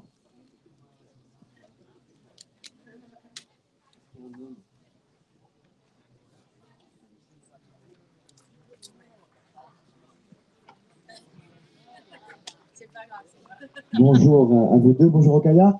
Tu citais le fait que des journalistes un peu plus lisses étaient plus invités finalement pour parler de sujets sur lesquels tu es aussi experte. Et dans ce cadre-là, je me demandais comment tu analyses la séquence Rima, Nesrine Saoui. Ceci n'est pas une question piège, c'est juste pour savoir comment tu analyses cette séquence. Merci. Bonjour Rokhaya. Moi j'ai dévoré ton bouquin, tu vois, je savais même pas que tu allais venir, alors le fait que tu sois là, je suis ravie. En plus, on va se retrouver en dédicace tout à l'heure, je suis ravie aussi. Donc c'est que de l'honneur pour moi, voilà. Déjà, merci pour ça parce que tu m'as accompagné cet été et vraiment je recommande ce bouquin, il est juste génial. Voilà. Dedans, tu parles de beaucoup de choses, notamment bien évidemment du racisme, de la domination qui s'exerce sur les corps des femmes. Tu appelles bien évidemment à la libre disposition du corps des femmes. Et j'avoue, il y a un mot qui manque dans ton dictionnaire, et j'aurais vraiment aimé avoir ton avis, j'en avais parlé avec Nadège un peu aussi, c'est sur la GPA. Parce que pour moi, la GPA, ben justement, elle est un petit peu au milieu de ça. Et comment est-ce que, toi, ce que tu en penses, entre la libre disposition, ben voilà, est-ce qu'on peut aider une autre femme, une sœur à avoir un enfant, et de l'autre, la prédation qui, bien évidemment, arrive dessus. Et c'est un vrai sujet de débat, et j'aurais aimé avoir ton avis là-dessus. Je t'en remercie. Merci beaucoup. Alors, je vais commencer par te répondre. Merci beaucoup pour d'avoir pris le temps de lire ce livre et de l'avoir posé à tes côtés pendant cet été. Je suis très, très touchée et très honorée. C'est vrai que l'histoire, en fait, d'écrire un dictionnaire amoureux, c'est que j'avais plein de mots. Puis finalement, c'est aussi des renoncements, de la fatigue, etc. Donc, le mot GPA, je n'aurais pas forcément mis tel quel, mais j'aurais pu le faire apparaître effectivement dans la question du corps, par exemple, parce que c'est un mot qui apparaît. Moi, j'ai pas d'opposition de principe contre la GPA. De manière générale, je pense que en fait, il faut comprendre l'exploitation du corps, si elle existe, de manière beaucoup plus vaste, en fait. C'est-à-dire que les corps sont exploités à plein d'endroits. Et donc, la question, c'est plus la relation de domination, en fait, des personnes qui produisent quelque chose pour d'autres personnes que l'acte en lui-même. Et donc, pour moi, il faut davantage questionner, parce que quand on met finalement son corps à la disposition d'un emploi qui nous empoisonne, qui nous brise le dos, etc., etc. La question du corps et de la justice, elle se pose également. Et donc pour la GPA, pour moi, c'est plus en fait le rapport de domination qui peut s'exercer entre plusieurs personnes, le rapport de force qu'il faut interroger plus que l'acte en lui-même, parce que porter un enfant pour quelqu'un d'autre, ça peut s'inscrire dans différentes formes de relations, qui sont pas nécessairement des relations qui sont liées à une transaction, etc., etc. Donc voilà, moi j'ai plutôt cet avis-là et je n'ai pas du tout d'hostilité contre ça. Merci. Sur Nesrine et Rima, moi je connais très bien Nesrine Saoui, donc voilà, honnêtement, ma position c'est que je pense que personne ne gagne rien à ce que cette discussion soit dans l'espace public. C'est-à-dire que, moi je pense que si on doit régler des comptes, il faut qu'on les règle bien, mais pas d'une manière qui nous nuise à tous et toutes. C'est-à-dire que moi, je ne veux pas brimer les voix qui veulent s'exprimer. Hein. Et je veux juste aussi corriger quelque chose que tu disais. Quand je te disais que des personnes prenaient la parole sur des sujets sur lesquels on n'a pas forcément envie de m'entendre, ce n'est pas forcément des personnes plus lisses, mais c'est des personnes qui n'ont pas mon historique et ma validation. Et donc, du coup, qui vont venir avec un passif vierge, entre guillemets, et donc qui ne vont pas susciter les mêmes rejets. C'est-à-dire que moi, il y a des gens qui ne veulent pas m'entendre parce que je suis moi, indépendamment de ce que je dis. Donc, c'est plus par rapport à ça. Et donc, sur le clash entre Nesrine Saoui et Rima Hassan, je comprends ce qui s'est passé entre elles. Moi, j'ai tendance quand même à me dire que l'espace public, c'est un espace qu'on a tellement peu, que c'est pas l'endroit où on doit, c'est ce que j'ai dit à tout le monde, hein, toutes les personnes qui ont fait partie au clash des deux côtés, que c'est pas forcément l'endroit où j'aurais voulu voir cette situation se régler. Je pense que c'est important de se parler. Enfin, moi, ça m'est déjà arrivé d'avoir des conflits du même ordre avec des personnes qui ont aussi une forme de visibilité. Je leur ai parlé directement, en fait. Et je pense que c'est comme ça que je fonctionne et c'est comme ça que je préfère le faire. Après, les critiques, je les comprends. Voilà, je pense qu'il y a plein de choses que j'aurais faites différemment des deux côtés. Puis il y a des choses aussi, je trouve que parfois, clasher pour clasher, c'est pas nécessaire non plus. C'est-à-dire que je pense qu'il faut aussi qu'on réfléchisse aux résultats et qu'on se dise aussi qu'on est des personnes. On est tous des personnes. Et qu'à un moment donné, il y a des gens derrière les noms et que peut-être que réfléchir humainement, ça aide aussi à ne pas forcément réagir dans l'instant de manière immédiate et tout ça. Donc c'est plutôt ce que j'en pense. Et puis après, voilà, si tu veux en parler tout à l'heure, voilà, je te dis précisément ce que je pense des choses, je peux en parler, mais j'ai pas forcément envie d'en dire plus dans l'espace public. Il y avait une dernière question sur le mot qui est fait là-dessus, mais juste concernant la question qu'a posée le camarade sur des journalistes dits plus lisses, est-ce que tu n'as pas le sentiment quand même, parce que comme tu es une des premières personnalités qui met beaucoup de choses, hein, noire, femme, issue de quartier populaire, qui s'exprime bien, grande gueule, est-ce que tu n'as pas peur que ton expérience, est-ce que tu as des collègues qui t'ont dit que ton expérience les faisait un peu flipper et les amenait à moduler certaines choses? Parce que moi, on me l'a déjà dit en politique. Mais en fait, c'est le but. C'est-à-dire que quand on m'attaque, c'est pour intimider les autres. C'est vraiment le but. C'est-à-dire de dire aux gens, en fait, si vous prenez la parole dans l'espace public, c'est exactement ce qui va vous arriver. Vous allez vous prendre des procès, vous allez être accusé d'actes extrêmement graves, etc., etc. C'est vraiment une technique d'intimidation collective. Et je comprends que des personnes n'aient pas envie de subir ça, parce que c'est ce qui les attend. Et en même temps, le fait d'être peu nombreux permet la marginalisation. C'est-à-dire que ça permet de dire telle personne est complètement farfelue parce qu'elle est toute seule, en fait. Mais ce que je constate en termes d'émergence de personnes non blanches, c'est plutôt des personnes qui ont un discours hostile et opposé. C'est-à-dire que, voilà, c'est plus des Rachel Kahn et compagnie. Non, mais voilà, moi, je vois plus ce genre de personnes, des Sophia Aram, enfin, voilà, vous voyez ce que je veux dire, des personnes, en fait, non blanches, mais qui ont un discours très hostile à l'antiracisme actuel, très hostile au féminisme actuel, que des personnes finalement qui sont pro-génocide, effectivement, en tout cas pro-génocide pour Rachel Kahn, c'est évident, puisqu'elle porte les couleurs de Tsahal sans complexe. Voilà, c'est des gens en tout cas qui vont avoir un discours et qui vont aussi nous taper dessus. Des personnes qui vont effectivement être musulmanes, se dire musulmanes, et effectivement saluer les interdictions d'expression religieuse des musulmans. Donc moi c'est vraiment plus ça que des personnes qui vont être, des personnes qui défendent un discours proche de mes idées, j'en vois peu des personnes non blanches. Alors que des personnes non blanches qui défendent un discours totalement opposé, qui soutiennent la suprématie blanche, il y en a énormément. Il y en a beaucoup plus en fait. Et moi c'est plutôt là que j'ai envie de porter mon attention et de porter en fait, je pense, ma critique, plutôt qu'à des gens qui sont finalement de l'autre côté. Je pense que honnêtement, je pense pas que quelqu'un gagne quelque chose à ce que Nesrine Slaoui ne prenne plus la parole dans l'espace public, je crois pas. C'est-à-dire si elle doit s'expliquer, si elle a déçu des gens, si elle les a offensés, elle doit s'en expliquer, et ça c'est normal. Mais après, qu'elle soit intimidée auprès de plus prendre la parole, je crois pas, je sais pas qui gagne avec ça. Je pense pas que ce soit nous en fait. Donc c'est mon opinion, et je comprendrais qu'on ne soit pas d'accord, mais honnêtement, je pense que les causes qu'on défend ne gagnent pas du tout.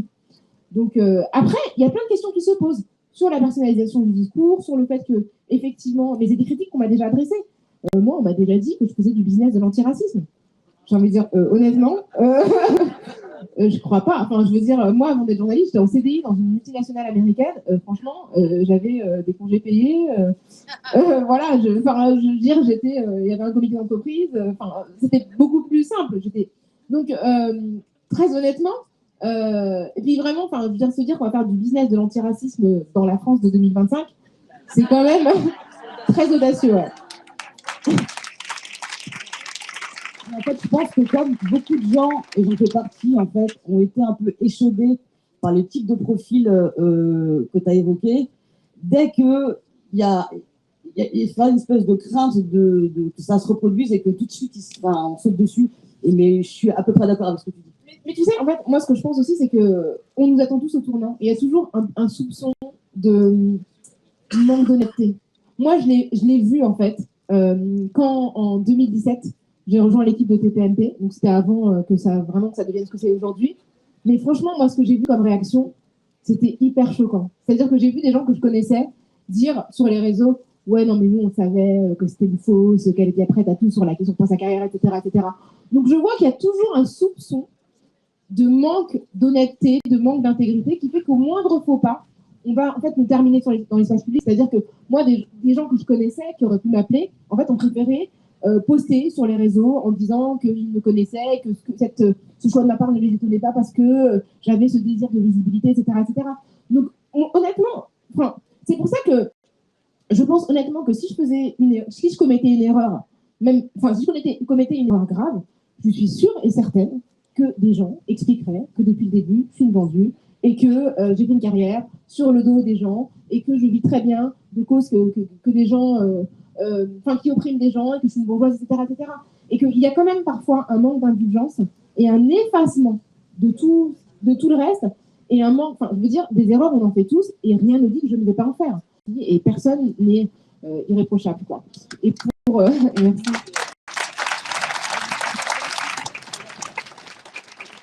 Le mot qui fait l'actu, je ne sais pas s'il y a un mot particulièrement qui fait l'actu. J'essaie de réfléchir, mais on va rentrer dans la thématique. C'est un des premiers mots du dictionnaire amoureux. C'est l'amour. Je pense que c'est un des mots que j'ai voulu définir. Merci. C'est un mot qui fait toujours l'actu, en fait, qui est toujours là. Ça nous meut, et en même temps, c'est un sentiment qui est traversé par des pesanteurs qui sont liés à l'histoire. Donc les choix amoureux que l'on fait, en fait, ne sont pas vraiment des choix. Ils sont évidemment influencés par un certain nombre de choses. Et l'amour de soi, c'est aussi quelque chose de révolutionnaire quand on appartient à une catégorie qui est extrêmement stigmatisée. Donc l'amour, pour moi, c'est important et c'est ce qui doit nous guider aussi politiquement. Et c'est peut-être un terrain qu'on n'investit pas assez. J'ai fait un entretien croisé avec Rima Hassan pour Politis, qui est en kiosque en ce moment, et on parlait justement des émotions en politique. Et elle disait dans cet entretien que l'amour, c'était peut-être un terrain qui n'était pas suffisamment investi par les partis de gauche. Et je pense que c'est important. C'est aussi parce que qu'on aime, qu'on fait ce qu'on fait. Merci, Rekaya. J'indique que le politique en question, tout comme le dictionnaire amoureux du féminisme, et comme ne reste pas à ta place, c'est un viatique maintenant pour moi, sont disponibles à la librairie de la France Insoumise. Il reste 10 minutes, vraiment max. Donc on peut prendre 2 questions. Si vous pouvez poser vos questions très rapidement. Alors attends, il y a toi qui te pose depuis très longtemps, et où? Bah, tu as posé une question, on ne peut pas faire 2 fois la même question. Alors déjà, vas-y, parce que... Bonjour, déjà merci d'ouvrir les portes à toutes les femmes racisées, toutes les deux, et de leur permettre de penser qu'on peut arriver au sommet, et au sommet où vous êtes toutes les deux. Moi, j'avais une question par rapport au phénomène de transfuge. Souvent, en fait, on ne fait pas partie, quand on a fait un peu des études et que, comme vous, on s'est parlé et que on ne rentre pas dans la représentation qu'on fait des femmes noires et arabes, pour le coup, et d'autres minorités aussi. Et je voulais savoir comment est-ce que vous faites pour garder cet équilibre et continuer à pouvoir parler aux gens que vous représentez, mais aussi parler aux gens qui ne sont pas ceux que vous représentez et qui puissent vous comprendre.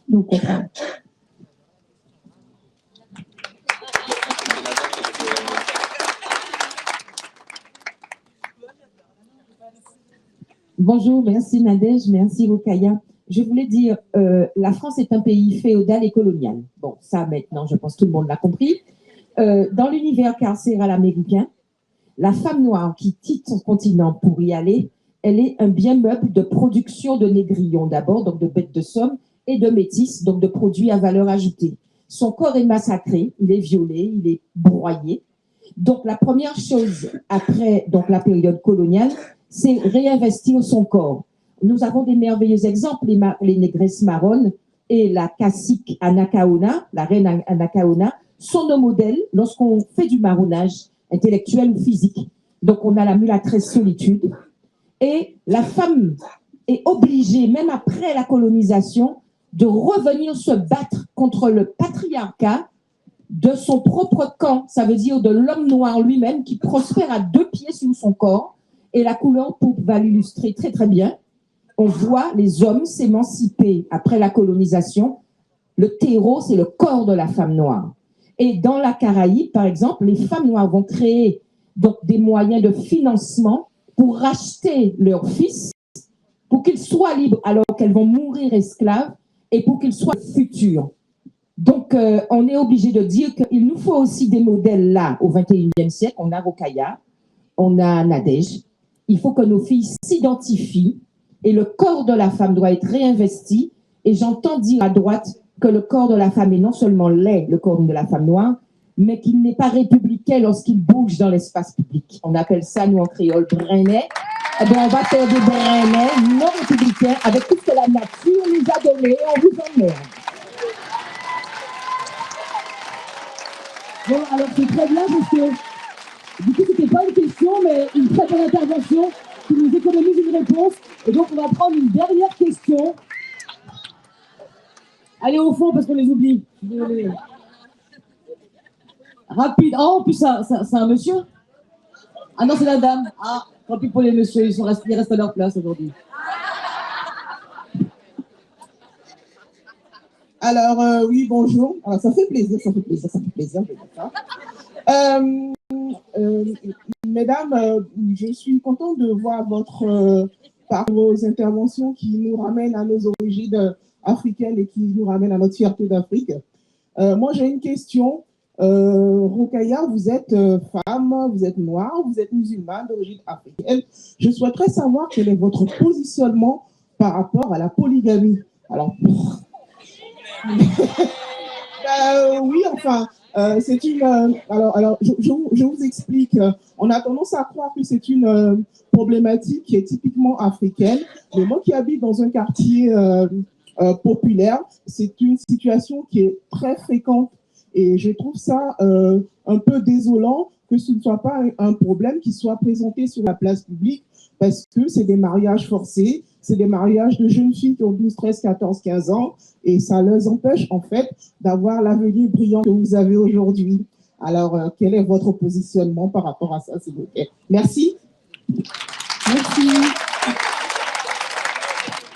Alors, je vais répondre à votre question sur la polygamie. Dans le dictionnaire amoureux, je renvoie à un ouvrage qui s'appelle Une si longue lettre, qui est un livre de Mariam Baba, qui est un livre, voilà, qui est super, un super livre que je vous recommande et qui parle un petit peu de, enfin, qui parle complètement en fait.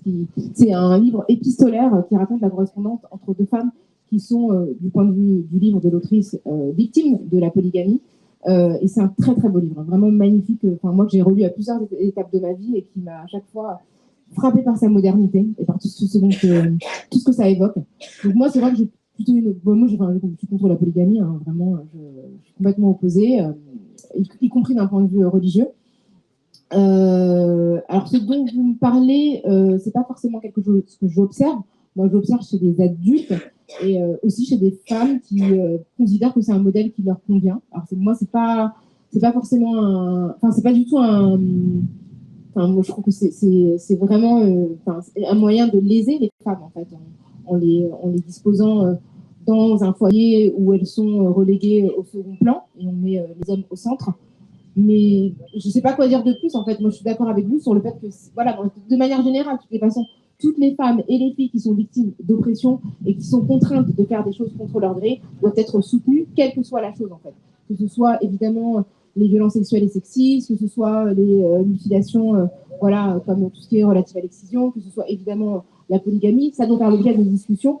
Et l'émancipation, elle passe par le fait de librement disposer de son corps et d'enseigner aux jeunes filles justement la liberté dont elles peuvent disposer et de les soutenir dans leur volonté effectivement d'échapper à des destins dont elles ne veulent pas. Donc ça, pour moi, c'est extrêmement important. Sur la question du transfuge, effectivement, c'est une vraie question parce que ça se pose à plein de niveaux et puis effectivement, quand on est une femme noire, ça se voit de loin. Enfin, c'est-à-dire que vraiment, voilà, c'est dans un groupe, quand on est foncé comme moi, ça se voit de toutes les façons. Donc ma présence est visible. Et moi, c'est vrai que j'ai décidé de faire de cette visibilité vraiment presque d'en jouer en fait. Donc, je mets beaucoup de couleurs, sur des grandes boucles d'oreilles. Enfin, j'ai décidé en fait de pas justement essayer de m'aligner sur le choix dominant en termes d'apparence physique, parce que je sais de toute façon que je ne ressemble pas aux gens que je côtoie professionnellement. Donc, quitte à ne pas leur ressembler, autant je le veux jusqu'au bout. Et donc, moi, c'est plutôt là-dessus que je m'affirme. Et sur la question de comment exister dans un espace où on n'était pas prévu, on est resté aussi parvenir à parler à des personnes qui sont issues de notre milieu d'origine, je ne me pose pas forcément la question dans ces termes. J'essaie surtout de rester conforme à ce qui m'habite quotidiennement. Et après, il se trouve que quand on parle de transfuge, on a souvent l'impression que les gens partent de leur milieu d'origine. Définitivement, ils n'y reviennent jamais. En fait, on peut reprendre l'image de Fabien Truon qui part d'un cheval à bascule, des gens qui sont et qui reviennent. Enfin, voilà, tout à l'heure, tu as évoqué. C'est une richesse. Et c'est ça. Et en fait, on y est tout le temps. Enfin, voilà, on t'a évoqué Adli Douara. Moi, je le connaissais avant qu'il soit député. Je l'ai croisé à la Courneuve il y a 15 jours. Donc, parce que, voilà, il est sur sa enfin, c'est pas sa circo, mais en tout cas, il est de la Courneuve, il circule. Et moi, j'y vais parce que j'ai des raisons familiales d'y aller. Donc, je suis pas complètement sortie de ce milieu qui était mon milieu d'origine. J'habite aussi dans un quartier populaire à Paris. Donc, je suis pas coupée de ça. Donc voilà. Et après, je me pose la question d'être intelligible quand je parle, par exemple, dans l'espace public. J'essaie vraiment d'être intelligible pour le maximum de personnes. Des personnes qui n'ont pas forcément eu le même chemin que moi dans la compréhension des sujets sur lesquels j'ai travaillé, parce que en fait, moi, ces connaissances-là, je les ai acquises parce que j'ai eu la chance en fait de rencontrer des gens avec qui je me suis entretenue, etc., etc. Et c'est clairement pas le cas de tout le monde. Ce sont pas des choses qu'on apprend à l'école. Donc c'est vraiment en me mettant à la place de la personne qui. Moi, je sais que ma mère regarde tout le temps la télé. Bon, elle est très très informée, mais je lui parle aussi, quoi. Je sais que et je parle aussi à moi. D'il y a 20 ans, 25 ans, qui était très énervé de voir des débats où sa perspective n'était pas présente. Et donc, c'est comme ça que je... Mais effectivement, j'essaye vraiment de ne pas hiérarchiser les sources de ma compréhension du monde. C'est pour ça que je peux parler autant de Grey's Anatomy ou d'autres séries, peut-être plus récentes, enfin, ça ne finit pas, donc plus récentes, non, mais d'autres séries, ouais, c'est ça, série, voilà, une nouvelle saison en octobre, apparemment, donc ça n'en finit pas. Voilà, de séries américaines, mais aussi de séries françaises, danoises, etc., qui nourrissent, ou de mangas, que de théories qui me nourrissent également, mais je ne fais pas de hiérarchie, en fait. J'ai été autant inspirée quand j'étais petite par le personnage de Lady Oscar. Pour les gens qui ont mon âge, vous savez très bien de quoi je parle. La Révolution. Voilà, un personnage révolutionnaire, en fait, issu d'un manga qui est devenu un animé et qui raconte l'histoire d'une femme qui est élevée comme un homme et qui devient capitaine de la garde royale de Marie-Antoinette. Et donc, elle est dans l'itinéraire amoureux. Donc, ça m'a autant inspirée quand j'étais toute petite de voir cette femme qui était...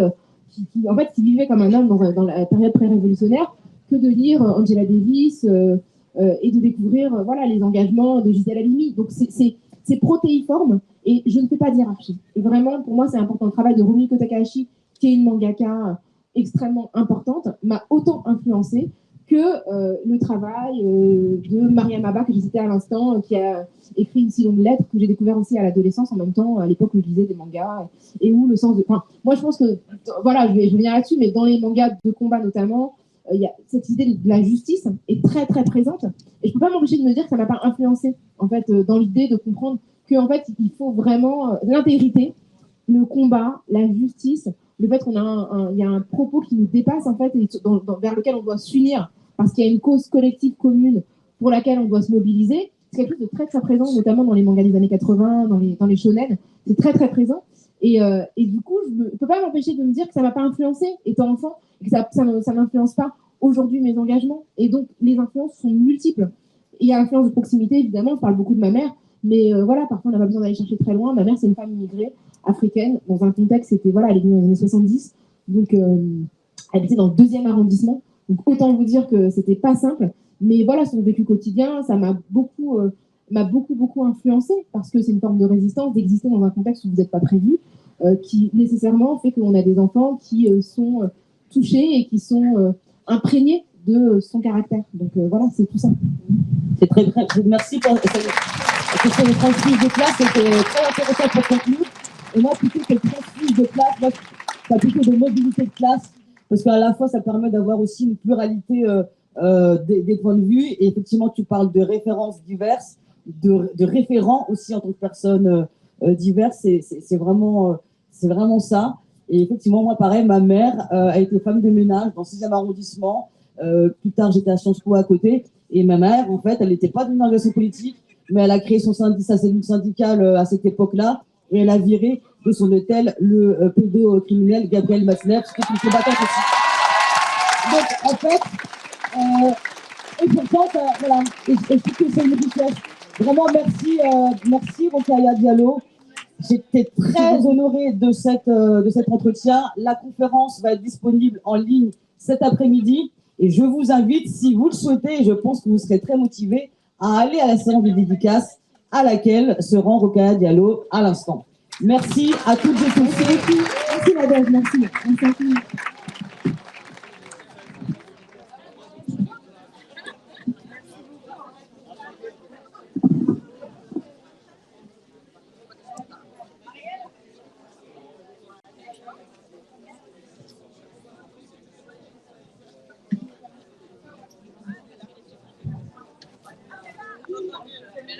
Un, deux, un, deux, un, deux. Et voilà les amis, donc premier live de ce samedi qui s'achève. Désolé pour les déboires techniques, le téléphone qui surchauffe, la 5G qui tombe. Je propose qu'on fasse, ma chère Auriel, si tu m'entends, une seule vidéo de tout celle-là. Voilà. On va se retrouver cet après-midi dans d'autres débats. On va déambuler dans les amphis. Je ne sais pas s'il y a des prises de parole politiques majeures. Il y en a une demain matin, Mathilde Panot et Manu Bompard. On va essayer d'être là à 10h. Il y a un petit problème de train, mais on va se démerder. Voilà, j'espère que ces lives vous plaisent. Nous sommes donc à Châteauneuf-sur-Isère, du côté de Valence, dans un truc qui s'appelle Au Lac, avec des magnifiques tentes. J'adore ces tentes, avec ces piliers en bois là. Voilà, j'espère que tout va bien. On peut peut-être le temps de retourner vers les... Tiens, on va... J'ai essayé de faire des photos, j'ai essayé de faire des... Non, mais en fait, j'en ai fait. C'est très gentil, merci beaucoup. Non, mais c'est bon, merci beaucoup.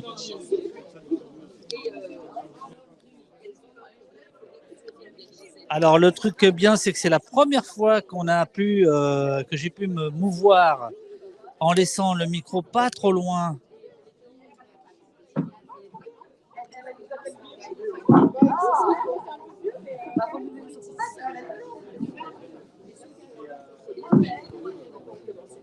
Piscopate nous dit oh, merci de nous emmener dans ces amphis. On a l'impression de moins louper de ce qui se passe dans notre beau pays. Eh ben super. C'est un peu l'enjeu. L'idée, c'est d'essayer d'aller là où la parole circule, là où les idées fusent. On peut regretter un petit peu le manque de contradiction ici et là. Mais bon, on peut aussi comprendre que des gens qui se créent des espaces de discussion aient d'abord envie de formuler leurs idées. Mais je pense que de temps en temps, des petites confrontations d'idées seraient pas mal. Alors, ici, on était donc dans un des pavillons de débat. Pour vous dire, techniquement, là, on est en 5G. Quand on est dans le village, on est en Wi-Fi. C'est pour ça qu'hier, on n'avait pas trop de problèmes de connexion. Mais tout ça n'est pas très important. Dites-moi. Non, mais une contradiction bienveillante. Par exemple, tu vois, par exemple, j'ai apprécié, pour tout te dire, j'ai plus apprécié la partie questions-réponses avec quelques débouchés, par exemple, sur la polygamie. Je trouve que voilà, c'était une question c'est ça que j'appelle de la contradiction. Et la contradiction, oui, si, c'est aussi faire l'avocat du diable, c'est aussi d'essayer de penser contre soi-même, d'aller un peu plus loin, quoi, voilà.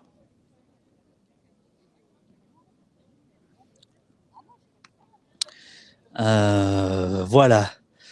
Donc, je vous propose de retourner au stand d'Opost où on va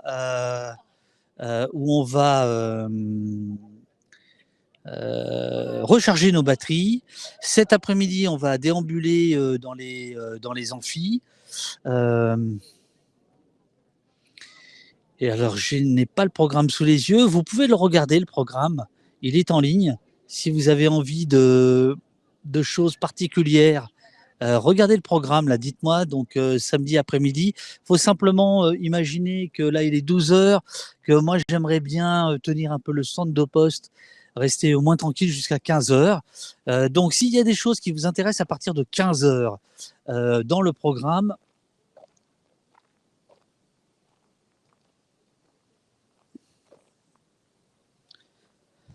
oui, mais effectivement, il y a quelques débats comme ça avec un peu de contradiction.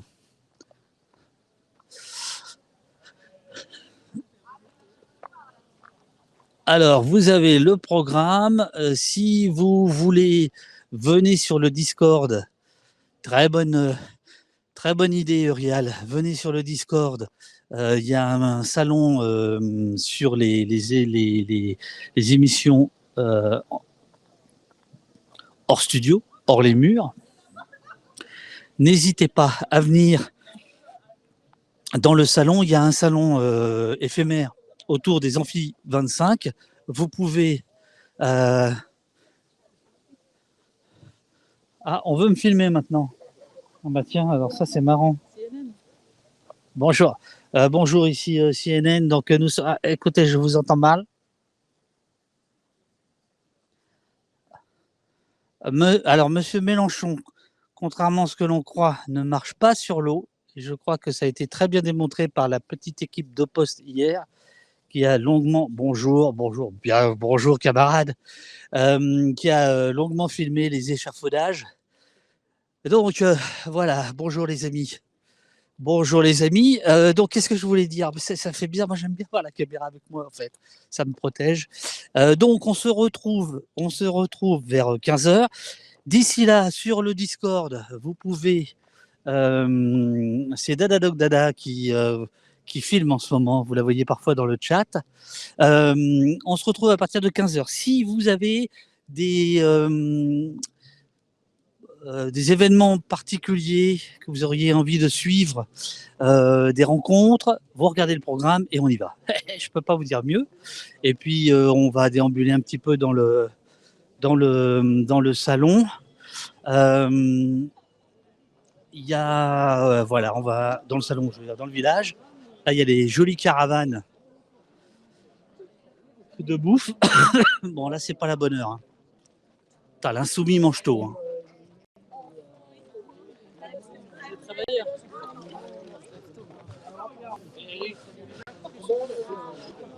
Alors, allons-y. Hop. Hop, pardon.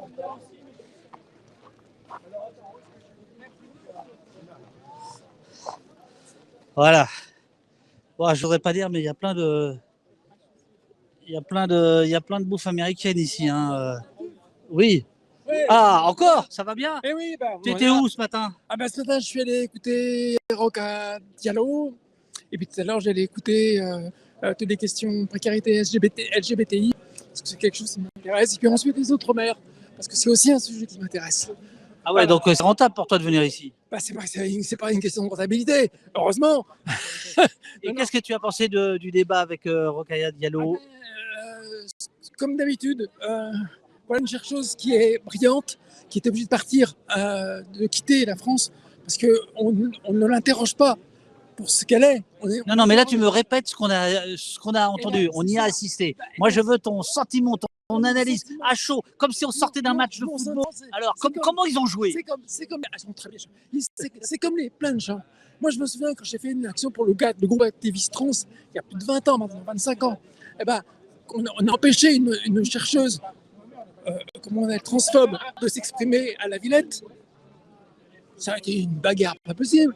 À la sortie, nous attendait un groupe de jeunes muets aveugles, muets sourds, qui nous ont accueillis. Nous avons entendu les cris. Bravo, vous parlez pour vous. Ce n'est pas des gens qui ne sont pas comme nous, qui parlent pour nous à notre place. Et bien, Rokhaya Diallo, elle parle de sa place. Et il n'y a pas assez de gens comme elle pour parler de la place, du racisme latent, du racisme systémique.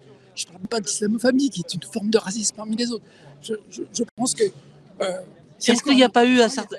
Est-ce qu'il n'y a pas eu à certains moments des passages où elle parlait beaucoup d'elle et que, C'est normal. et que ça se prenait un peu au sérieux cette affaire, non?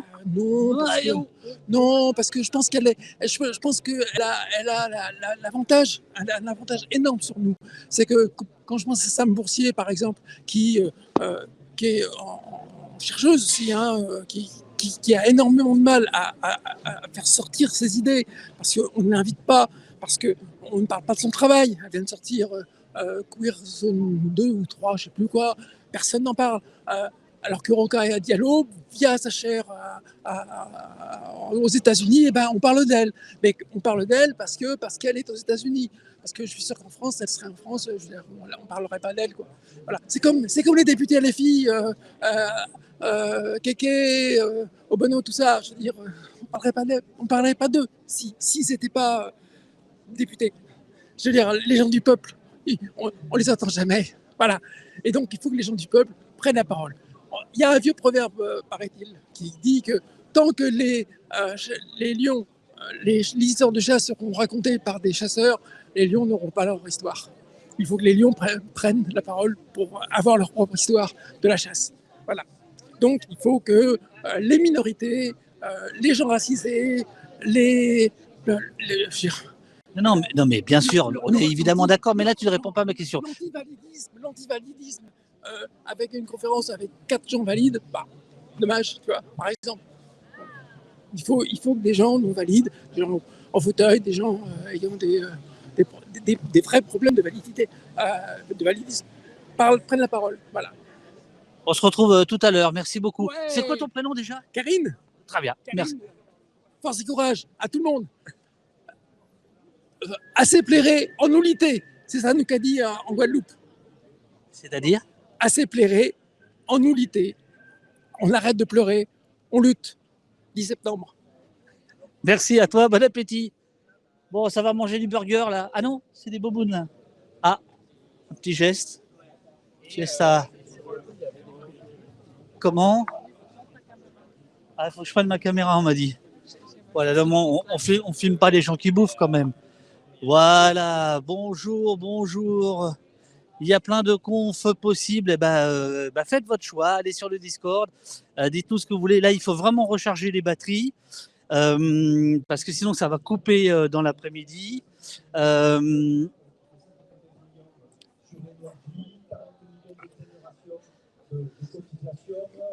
Et donc, voilà, parce que j'ai vu qu'il y avait plein de choses, mais je n'ai rien en tête.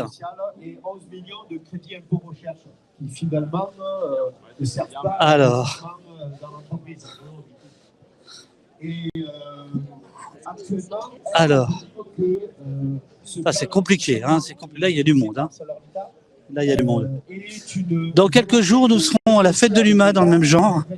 On aura trois jours à la fête de l'humain, on sera en déambulation de la même manière et on aura un stand au village des médias indépendants. Venez nous voir. Il nous restera quelques tasses de Émile Cheval. Quand bien même ces tasses sont en train de partir comme des petits pains ici même. Voilà.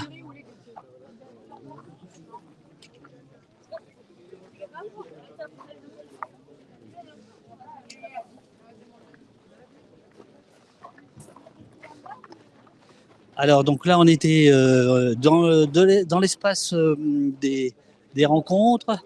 Ensuite on est passé par le coin cantine et là on arrive dans le village des orgas, des associations où on a déjà traîné hier quelques heures. Vous pouvez aller voir le live d'hier. Beaucoup de stands autour de la Palestine, mais pas seulement. Et on va se retrouver au stand de poste qui est là-bas au fond. Si vous nous découvrez, sachez que nous sommes une chaîne d'information et de contre-information, non pas en continu, mais toujours en direct, de réflexion. En règle générale, ce que nous faisons, c'est nous invitons des chercheurs, des chercheuses, des avocats, des avocates, des historiens, des historiennes, des gens qui pensent, qui réfléchissent. On leur fait parler de leur travail, on leur fait parler de leurs pensées. Et voilà le stand d'Opost. Et puis de temps en temps, on fait ce genre de sorties comme ça, sauvages, qui sont des sorties où on prend la température du côté des militants, des activistes, des citoyens. Et c'est quand ça nous prend, quand ça nous chante, on va là où on veut. Personne ne nous dicte où l'on veut aller, où on doit aller. Nous étions, par exemple, au congrès inaugural de l'Après. Nous sommes aujourd'hui aux amphis de LFI. On sera à la fête de l'humain. On sera, alors le 10 septembre, je ne sais pas où on sera. Ça aussi, ça fait partie des choses qu'on devrait débattre dans le Discord. Et bref, on est un média indépendant, autonome de tout financement. On est disponible 24 heures sur 24 sur oppost.fr. Non, je vois très mal les gens. C'est très flou. Et en fait, pour tout vous dire, c'est hyper fatigant. Déjà, je suis pas ultra physionomiste, alors je reconnais pas tout le monde. Bah tiens, on va demander à ces gens-là, LFI Monde, c'est quoi ça? C'est quoi ça, LFI Monde? Qu'est-ce que c'est que ça, LFI Monde? Podcast militant, note de blog audio. Oh bah donc, live au bono. Oh la vache. Oh la vache.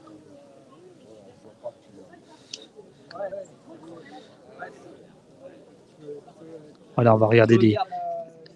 Donc ça, c'est le stand juste à côté de nous. LFI Monde, live, podcast, React, Insoumis.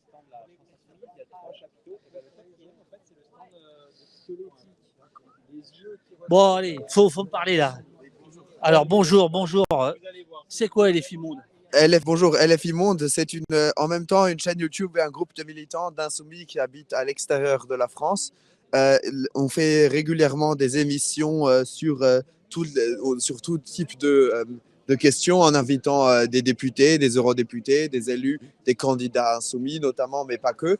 Et il y a plusieurs types d'émissions. Donc, on a des émissions régulières. C'est souvent soit des lives avec des élus ou alors des reacts, donc où on réagit à l'actualité du jour. Ensuite, nous trouvons aussi des émissions spéciales sur des sujets très spécifiques à des moments très importants. Il y avait par exemple aussi une émission spéciale où il y a des émissions spéciales où on invite des experts sur des sujets et d'autres questions. Ensuite, il y a plusieurs podcasts militants, donc notamment un podcast de Marie qui nous parle de la situation de logement et de la lutte des classes en Suisse. Et ensuite, il y a aussi des notes blog audio. La lutte des classes en Suisse. Oui. Il faut nous expliquer le concept. Alors, en gros, dans tous les pays connaissent une lutte des classes, pas que parce qu'en fait, Marie est une de nos militantes qui habite en Suisse et qui est française mais qui habite en Suisse. Et du coup, elle parle de la lutte des classes, donc notamment du fait que les logements, il y a beaucoup de difficultés à trouver des logements, beaucoup de difficultés aussi à pouvoir se les payer parce que c'est pas donné. Et donc, c'est à peu près ce que nous explique Marie. Mais ça, c'est de la faute des frontaliers. Non, pas nécessairement des frontaliers. Il y a aussi, même dans le centre de la Suisse, où il n'y a pas de frontaliers, il y a des tensions de logement. C'est plutôt la faute des capitalistes parce qu'ils s'amusent à essayer d'extraire le plus d'argent de leur propriété. Et donc, ils rendent beaucoup plus difficile d'avoir un accès digne à un logement, surtout dans les grandes villes en Suisse. Et toi, tu es d'origine suisse? Moi, je suis franco-suisse. Franco-suisse. Et ensuite, il y a aussi des blogs d'audio, donc en gros, où il y a quelques élus insoumis. Alors là, vous avez quelques stars qui doivent être très chères. Je vois un dénommé Mélenchon Blog in French. Alors, en gros, Mélenchon, quand il écrit son blog sur son site, il n'y a pas de version pour pour pouvoir l'écouter. Et du coup, pour ceux qui préfèrent d'écouter le blog de Mélenchon, il est notamment proposé d'écouter le blog de Mélenchon en français. Il y a aussi de temps en temps des traductions vers d'autres langues, notamment l'anglais ou l'allemand, qui sont dans quelques cas proposées pour quelques notes de blog. Et à la fin, ça c'est l'équipe principale si on veut. Moi je suis plutôt en arrière-fond, tandis que... oui, je te vois pas. Moi je suis dans l'équipe d'arrière-fond, donc je fais plutôt du réseautage ou du contact avec des élus ou des spécialistes. Mais du coup, ça c'est les personnes qu'on voit le plus souvent sur la chaîne si on veut. Ok, super. Donc alors vous êtes sur tous les réseaux, hein, y compris le pire, Twitter. Ouais, LFI Monde est présent sur X, donc anciennement Twitter, sur YouTube, sur Twitch et sur Instagram, et peut-être même sur d'autres. Mais il y a beaucoup de réseaux sur lesquels LFI Monde est présent. D'ailleurs, il y a un autre animateur de LFI Monde ici. Bonjour Jean-Christophe. Qui nous a vendu du café hier à la buvette. J'ai vendu du café parce que notre café il est bon. Je peux tenir le micro là. Vas-y. Bonjour tout le monde. Alors ton camarade, j'ai pas eu ton prénom, excuse-moi. Théodore nous a fait le point sur LFI Monde. Et là, je sais pas, il te donne le micro, il se précipite. S'il a envie d'aller aux toilettes là. Ah, c'est ça. Non, parce que je sais que Jean-Christophe a notamment fait une très belle contribution à la France Insoumise il y a un an, en ayant géré la traduction du programme Insoumis du français vers le japonais. Et donc, c'est un peu une star, si on veut, parce qu'elle a quand même réussi à faire venir Jean-Luc sur la chaîne. Donc tu es traducteur du japonais vers le français. Ce serait déloyal que de te faire parler un peu en japonais? Absolument pas, non. Non, c'est mon taf. Donc, alors, vas-y, explique-nous que nous sommes en direct au poste en japonais. Abonnez-vous, adonnez-vous, Mélenchon, tatati. Vas-y, parle-nous japonais. じゃあ皆さんこんにちは。今日は、アンフィから発表しています。何の話してるかというのは、この素晴らしいエレフィモンドの、番組というかグループについての話なんですけれども、これはどういうことかというのは、海外在住フランス人の、いわゆる福寿しないフランスのメンバーたちが、ちょっとしたメディアを作って、そのメディアはエレフィモンドという、名前であって、この QR コードをスキャンしてればどうなるかというのはこの YouTube チャンネルまでいけます。でここで、この18ヶ月間の間に実は400ぐらいのビデオを作ってて、そして、今現在5000ぐらいのフォロワーも登録してるんですけれども、ほぼというか 99% というか 100% かなフランス語なんですが、フランス語の分かる方はぜひ登録してください。そして、見てきてください。はい、ありがとうございます。Arigato. Et les voisins en japonais. En japonais. でそして次はね、隣のブースなんですけれども、隣のブースポストという、面白いメディアなんですが、というかエレフィモンドよりはずっと有名で、これはもうフランスでかなり広まってるメディアなんですが、で実はね、メインのキャラクターはこのカメラを持っている方なんですよ。でちょっとカメラをぐるーっと回して。トーナカメラvers toi、この人なんですよ。このダビッド・デュフレンなんですよ。で、フランスでもすごい有名な方なんですけれども、ここで実はオポストの内容について、私たまにしか見ないんですけれども、かなり長い番組なんですよ。そこで大体 2,3 時間ぐらい有名な政治家を誘って、そこで、実際にその人はどういうような思いで政治をしているかという、政治家だけじゃないんですけども。Oui. Qu'est-ce que tu racontes? Alors, qu'est-ce que je raconte en français? Bon, alors, je suis en train de raconter l'histoire. Attends, pour que tu te reposes... Putain, il y a des gens qui écrivent en japonais dans le chat. Alors là, ça devient compliqué. Oh merde. Mais par contre, on dit... Alors, il y a un sous 71 qui dit « J'adore LFI Monde. On a des intervenants au Japon, en Thaïlande, un peu partout. C'est une émission à tête reposée. C'est très sympa de passer le dimanche avec eux. Pas de prise de tête. Plein de gens sont en train de découvrir LFI Monde et vont aller écouter. » Voilà, et après on se fout de ma gueule. Donc, en gros, quand tu dis soit de LFI Monde, soit de Opost. Ce que je vais faire là, c'est de faire exactement la présentation que j'aurais faite en français, mais je l'ai faite en japonais en disant que LFI Monde, c'est C'est un groupe de Français de l'étranger sympathisants ou membres de la France Insoumise. Et on s'est constitué en... Bon, comme vous le savez, il y a plusieurs circonscriptions électorales à l'étranger. Magali, Grégoire et le camarade, Grégory, pardon, et l'autre camarade qui s'appelle, rappelle-moi, Théodore. Voilà, Théodore sont en Suisse. Moi, je suis au Japon. Et donc, voilà, on est un petit peu autour du monde et on essaye de militer de la manière dont on peut, c'est-à-dire en ligne, en fait, puisqu'on ne peut pas faire de porte-à-porte, on ne peut pas faire de tractage, on ne peut pas faire de marché, etc. etc. Et donc, comment ça se passe? Ça se passe donc en ligne sur cette chaîne YouTube. Et c'est en gros ce que j'ai expliqué tout à l'heure. Et je pense que Théodore a très très bien expliqué. Voilà. Et puis ensuite, j'ai dit plein de super bonnes choses sur Au Poste en disant que la grosse star, elle était en fait derrière. Elle n'est pas si grosse que ça d'ailleurs, mais c'est quand même une star. Elle est quand même derrière la caméra. Salaud. Salaud. Et qu'il m'arrive... Comment on dit salaud en japonais? On dit pas salaud en japonais. Ah, ça c'est pas poli. Et puis, bien joué. Je disais qu'en fait, je n'ai pas l'occasion de regarder Au Poste très très souvent, mais des fois ça m'arrive. Et ce sont si je me souviens pas de ce que j'ai vu, c'est des programmes de 2-3 heures où tu as une personnalité qui intervient et qu'on essaye de mettre à l'aise et qui peut s'épandre comme elle le souhaite. Voilà. Et une question sérieuse. Ouais, sérieuse. Est-ce que... Je suis super sérieux. Non, mais je sais. Non, mais parce que moi, j'ai pas l'habitude de poser des questions sérieuses, donc c'est ciblé. Donc là, votre propagande, c'est à des fins électorales ou, je veux dire, est-ce qu'il y a des Français qui votent en Suisse? Est-ce qu'il y a des Français qui votent au Japon, comme il y a en Amérique du Nord des Français qui votent, parce que Sarkozy avait fait des... Il y a des députés qui représentent les Français d'Amérique du Nord, mais par exemple, je ne sais pas au Japon, est-ce qu'il y a l'équivalent de gens qui pourraient voter LFI au Japon et qui auraient un représentant député à l'Assemblée? Ou alors c'est vraiment de la pure propagande pour le... Alors en fait, ce qui se passe, comme je viens de le dire très brièvement, en fait, depuis la réforme de je ne sais plus quoi, un truc avec Sarkozy, on a de fait des circonscriptions électorales à l'étranger. Ouais. Et donc on en a 11. Ouais. Il se trouve que celle moi où j'habite, c'est la 11e. Donc c'est une grosse circonscription qui va de la Russie jusqu'à la Nouvelle-Zélande. Donc quand je disais ça tombe bien, voilà, la Russie, très bien. Allons-y alors. Allons-y, bien.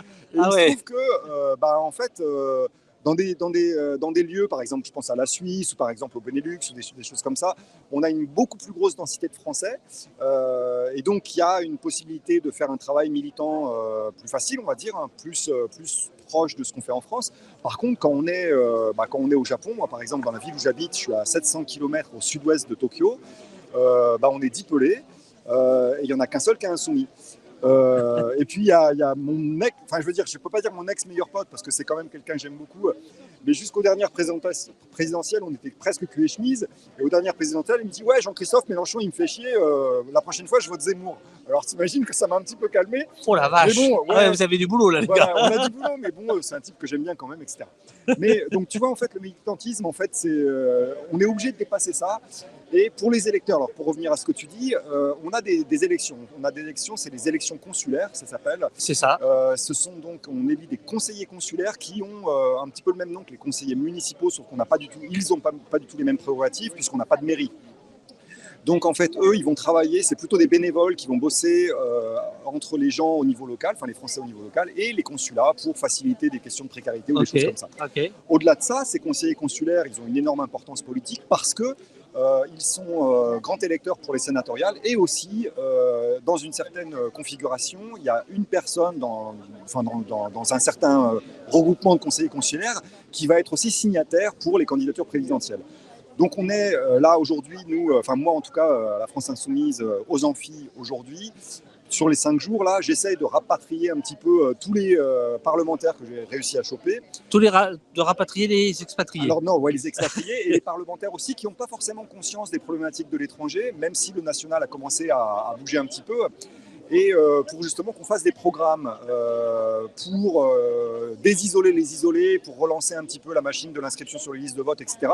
Pour tous les gens qui sont au fin fond du Kazakhstan ou au fin fond de la Thaïlande, etc. etc. Alors, je vais me permettre de vous mettre tous les deux plus par là pour le stand. Ouais. J'ai deux questions, pas 3, pas 8, mais 2. D'accord. La première, c'est par rapport à votre nom, LFI Monde. Qu'est-ce que vous pensez de RFI? Est-ce qu'en tant qu'expatrié, vous écoutez de temps en temps RFI? Je vais commencer. J'écoute Théodore, LFI. Suisse. Oui, j'écoute LFI très régulièrement. Je crois environ peut-être 1 ou 2 fois par jour. Je passe à m'informer sur la politique française parce que je me dis que c'est quand même. J'ai les papiers français, je suis français et j'ai donc aussi le devoir citoyen de m'informer de la situation politique en France et de pouvoir agir par conséquent. Donc oui, je lis des trucs de soit des publications de Mélenchon, soit d'autres députés, aussi de Rima Hassan. Moi, je parlais de RFI, pas de LFI. Voilà. Mais j'ai bien vu qu'il déroulait sa sauce. C'est bien. RFI. RFI, non. Bon, RFI, Radio France Internationale, bon, c'est pas si important que ça. Et toi? Alors, donc Jean-Christophe Japon. Oui. Les médias français, je ne les écoute plus du tout, en fait. Et en fait, j'ai réalisé que c'était pas nécessaire de les écouter parce que d'une manière ou d'une autre, 2 ou 3 jours après les news qui sont importantes, en fait, tu as un filtrage par les potes, etc. Et ça va revenir sur les réseaux sociaux. Donc, tu vas amener à connaître les choses importantes sans écouter les news. Voilà, donc j'écoute pas les news. Et maintenant, ça n'est pas une question, mais c'est une réaction du chat. C'est pour toi, Théodore. C'est donc, où est-ce qu'il est passé le chat? C'est Taïwan qui te dit en Suisse où tu résides, ouais, il vote à majorité Macron. 1, est-ce exact? 2, qu'est-ce que vous foutez? Alors oui, en effet, c'est exact. Mais par rapport à ça, j'ai quand même une réponse, c'est que beaucoup de ressortissants français qui habitent en Suisse déjà, on a une participation très réduite. Donc en fait, le gagnant de toutes les élections des Français de l'étranger, c'est l'abstention. Donc, c'est ni Macron, ni Mélenchon, ni Le Pen, ni qui que ce soit d'autre. Donc, il y a déjà ça pour commencer. Normalement, l'abstention se situe à au moins 60% quand la participation est élevée. Et peut-être même de temps en temps, elle monte à 80-85% d'abstention. Donc, on est à des records d'abstention qui sont absolument gigantesques. Mais ensuite, je suppose que c'est à peu près la même chose au Japon. Ouais, mais au Japon, on a une petite joie quand même. Mais après, J'avais pas de micro, je peux dire ça. Au Japon, on a une petite joie, c'est qu'en fait, on a 2 bureaux de vote, enfin 2 groupes bureaux de vote. On a un à Tokyo et un à Kyoto. Le bureau de vote de Kyoto, c'est, pour te dire la proportion, c'est en gros 10-12 000 votants à Tokyo et 2-3 000 votants max à Kyoto. D'accord. Et à Kyoto, en fait, on a principalement des gens de gauche. Donc moi qui suis en général assesseur à Kyoto, etc., je me fais toujours une joie de voir qu'à toutes les élections, quasiment toutes, on a une énorme majorité écrasante de la gauche au dépouillement du scrutin. Après, le soir même, quand tu as le dépouillement de Tokyo qui arrive et que tu vois les résultats et qu'en fait on ne représente absolument rien, on se dit bon bah voilà, on a quand même bu le champagne avec la consul. Mais bon voilà, la réalité c'est qu'effectivement il y a la plupart des pays expatriés, des pays où les Français sont expatriés, votent principalement à droite. Par contre, aux dernières élections, si je ne me trompe pas, aux présidentielles, on a eu un très très bon score de Mélenchon, même à Tokyo. Donc voilà, je ne veux pas dire qu'il y a des choses qui sont en train de se déplacer, etc. Mais bon, clairement, les partis de la gauche traditionnelle sont en perte de vitesse absolue. Et puis, ils n'ont pas grand-chose à apporter au discours non plus. Donc voilà, c'est pas étonnant. Du coup, je vais vite fait aussi continuer en disant qu'en effet, par rapport aux exprimés, en Suisse, à Genève et à Zurich, les macronistes sont en tête au sein des électeurs exprimés, mais qu'ils sont quand même en baisse légère et que la France insoumise, dans les deux parties linguistiques du pays, mais même dans les 2 parties principales, donc en Suisse francophone et en Suisse germanophone, la France insoumise a de plus en plus de militants et militantes qui sont actifs et engagés. Et donc, on va peut-être pouvoir faire évoluer ça dans les prochaines élections afin de faire perdre quelques pourcents à Macron et faire gagner quelques pourcents à Mélenchon ou à qui que ce soit qui candidate pour la France insoumise.